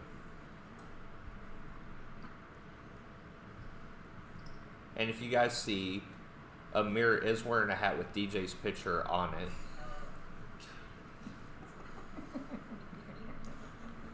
That's me, ladies and gentlemen. The logo.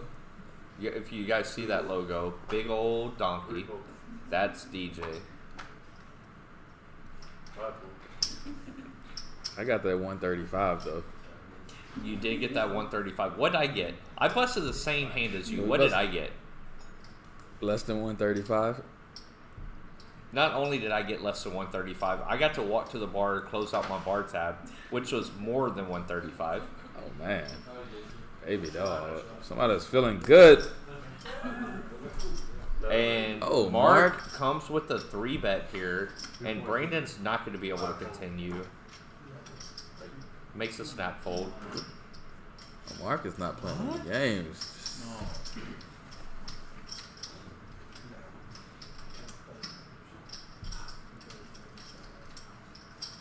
Yeah, and we're still 6-handed, guys. We've been 6-handed for quite a while. And look at these stacks really leveling out because nobody wants to bust. This is where Richard comes in and God modes everyone. It's coming. I feel it. I feel the Richard God mode coming. Let's see how DJ's intuition is. And he's right. Richard does pick up the 7-5. But Richard's going to let it go. Two folds.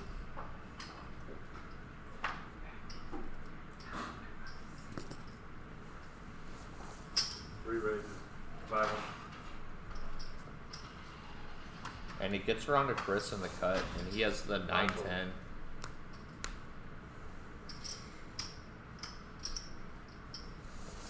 7 folds.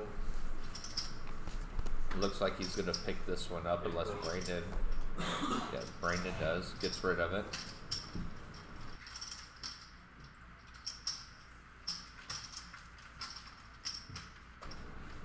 The chip lead changes every hand.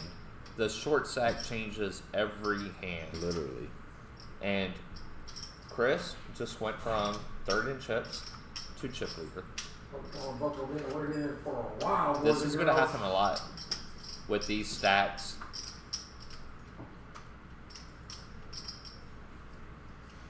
It's a very interesting dynamic going on at this final table right now. This is something that doesn't happen often.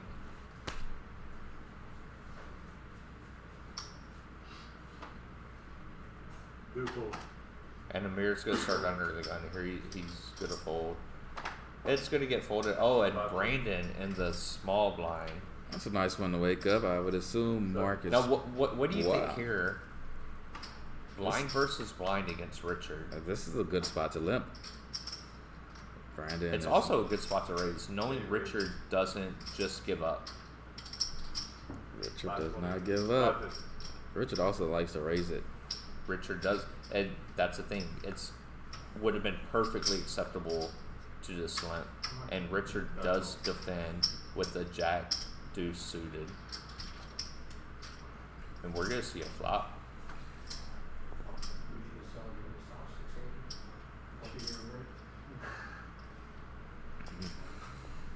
And I know this sounds kind of crazy, but this is kind of a cooler flop because when you're blind versus blind and you flop a pair in position, just because the small blind raises doesn't mean he has two aces. They do not have to have it. It is really hard to make a pair. That might slow down the action a little bit. Yeah, that will slow down the action. That will not slow down the action. Brandon's going to come out firing again. Richard is not scared. And this, assuming Brandon can dodge a deuce and get to showdown, which it is, it's a 9. Assuming Brandon does not fold this hand, this is going to be a very, very big pot for him. 8 bets. Richard's going to make him prove it here. 1.2. Richard does not fold very often. 8 10.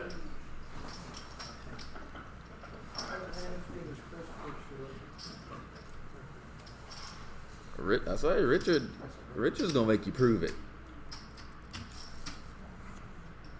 It's 1:30 in the morning, and you're gonna have to show me these cards. Yeah, Brandon proved it, and I think that this is going to get Brandon up to the chip lead. We're gonna update these stats right now. Yeah, Brandon should have over 8 million.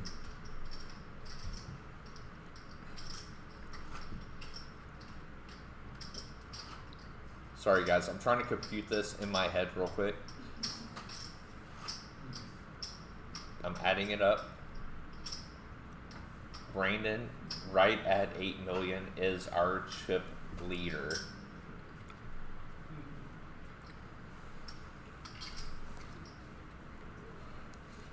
And it was just not long ago we were talking about how poor Brandon can't catch a hand. Then he runs into someone who likes to make you prove it. And again, not saying Richard did anything bad. Oh. It's blind versus blind. It's hard to make a pair. And Brandon would have played a lot of hands the same way. If he has queen jack there, he's gonna try just continue to like blast off and hope that Richard's gonna fold. Can't give up. You gotta go out there and win some pots sometime. Blind versus blind.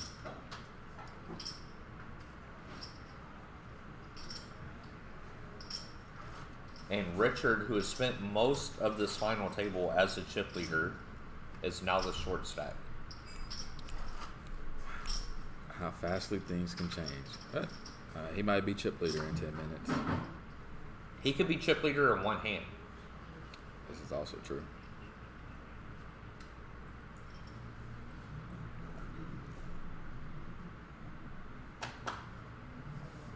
Five folds. 7 folds.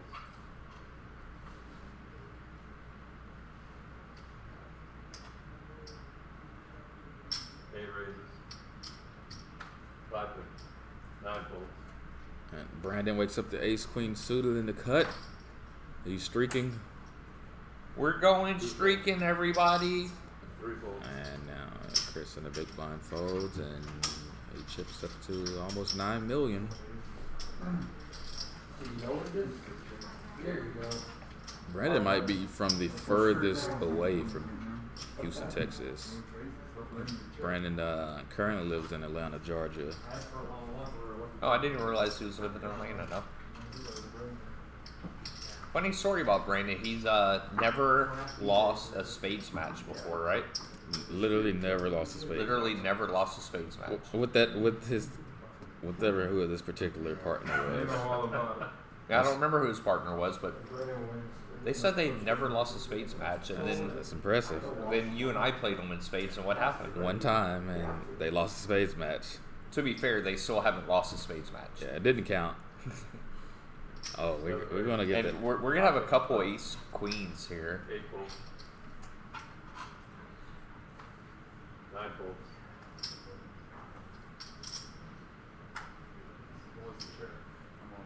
Two raises all in. The extra wash first time, now with the new chair. And Amir is going to put it in here with the ace queen, and I don't think Mark's going to be folding his ace queen. 3.5, 3.6. He does have 2 flush draws. So, 2 flush draws versus 1. Which one you want? 2's better than 1. I got it in with the ace king suited versus the ace king suited. Same Alright guys, suits. we're not on stream for bad beat stories. This is not a bad beat story. Does I just anybody got it else, all in with the ace king does suited versus anybody the ace else king want to hear suited. DJ's bad beat? By a show of hands in the chat, show who wants to hear DJ's bad beat stories. Wow, I won the hand. Never mind, he won the hand. We definitely don't want to hear it then. I lied. I did not win. Oh, it was a bad beat story. Shocker. Also, ace king offsuit versus ace king offsuit. Same So suit. seriously, guys, I have Alan Kessler here in the booth with me.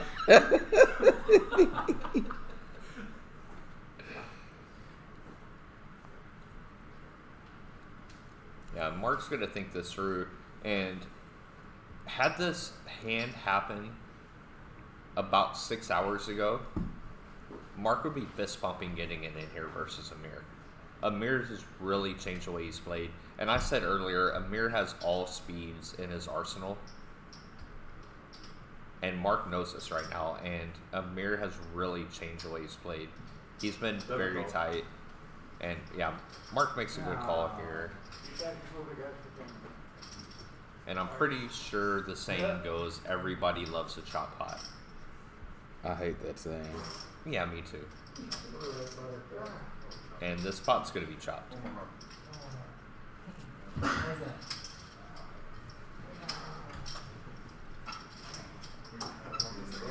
not sure if I remember a time where there's so many all in 3 bucks that I was chopped.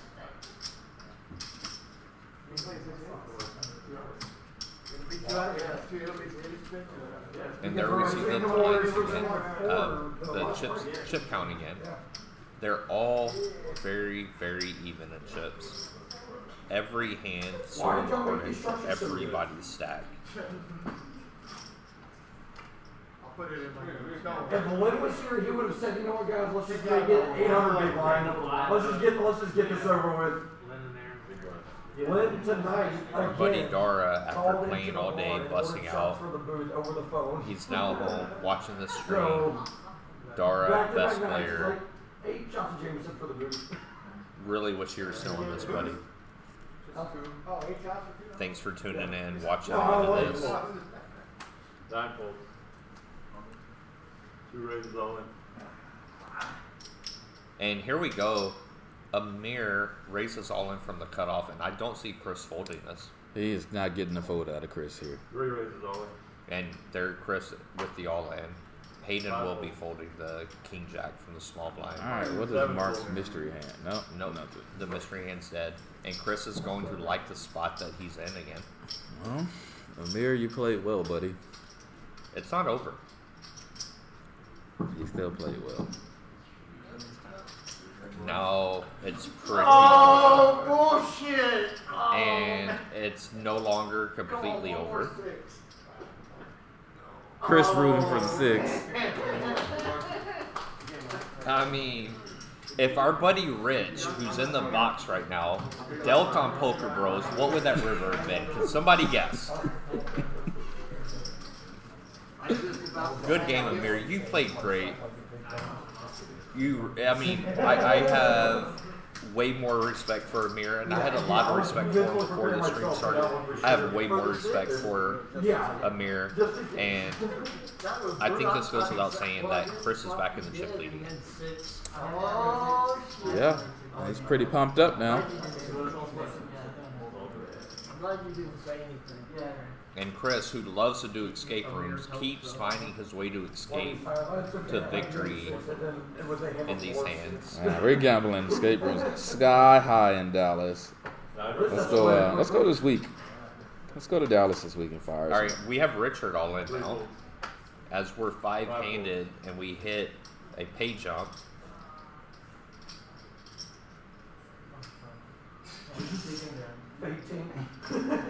He's still thinking about 7 points. Corey Baraka. That's a good card. That's a good. Oh, that's a good card. Let's say his language, Troy. You feel the three first. He goes, "That's a good card." card. He's friends with Larry Wayne. Oh, this is Troy I always play with. Spades with. That's a good card. Tinsley says he wants to gamble now. Yeah. Yeah. We got one over. I would bet on birds. I would have hated if he said, Bob. "Let's look together." King. Our buddy Tattoo Bob. Yes, we'll do escape rooms this week. And he wants to get DJ on the golf course. What do you say, DJ?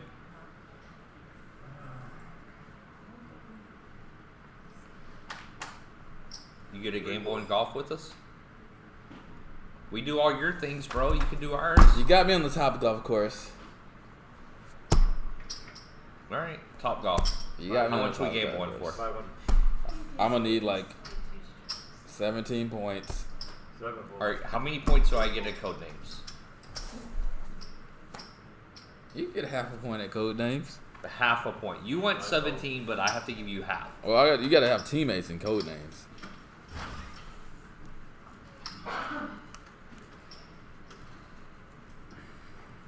I might get caught up with Casey Brown. Yeah, he punts. Casey Brown, he just got me good today. He just cost me some money today. 5 bets, 4. All right, we see here Hayden flopping the open ender. And Richard with the ace. Or, I'm sorry, he paired the deuce and he has the top kicker and the only diamond. He found the check Not the call. only diamond, the nut diamond. Richard's gonna make you prove it, so. Hayden, you better make him hate it.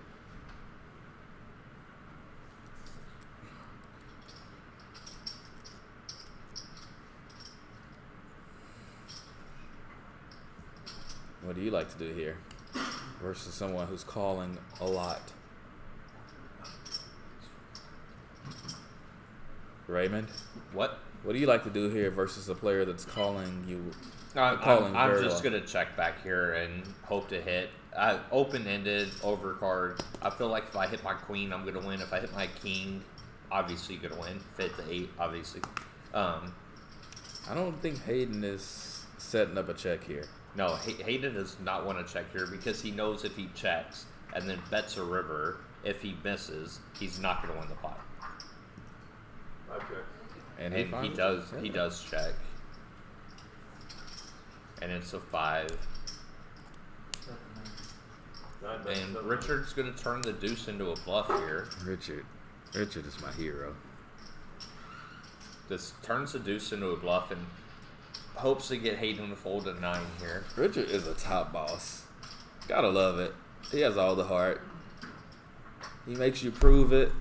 And then when you decide not to prove it on the turn, 5 points. he's gonna prove it.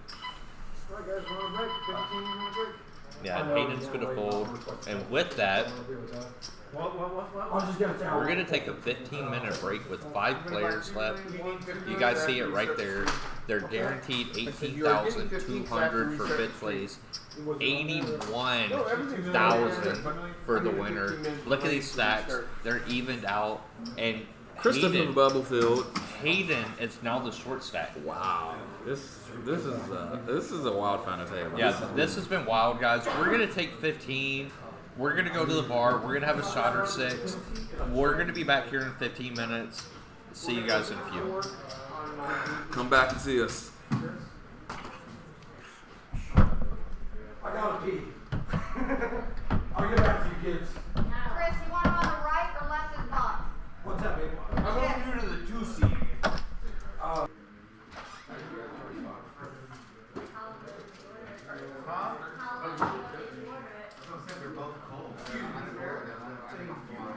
$20,000.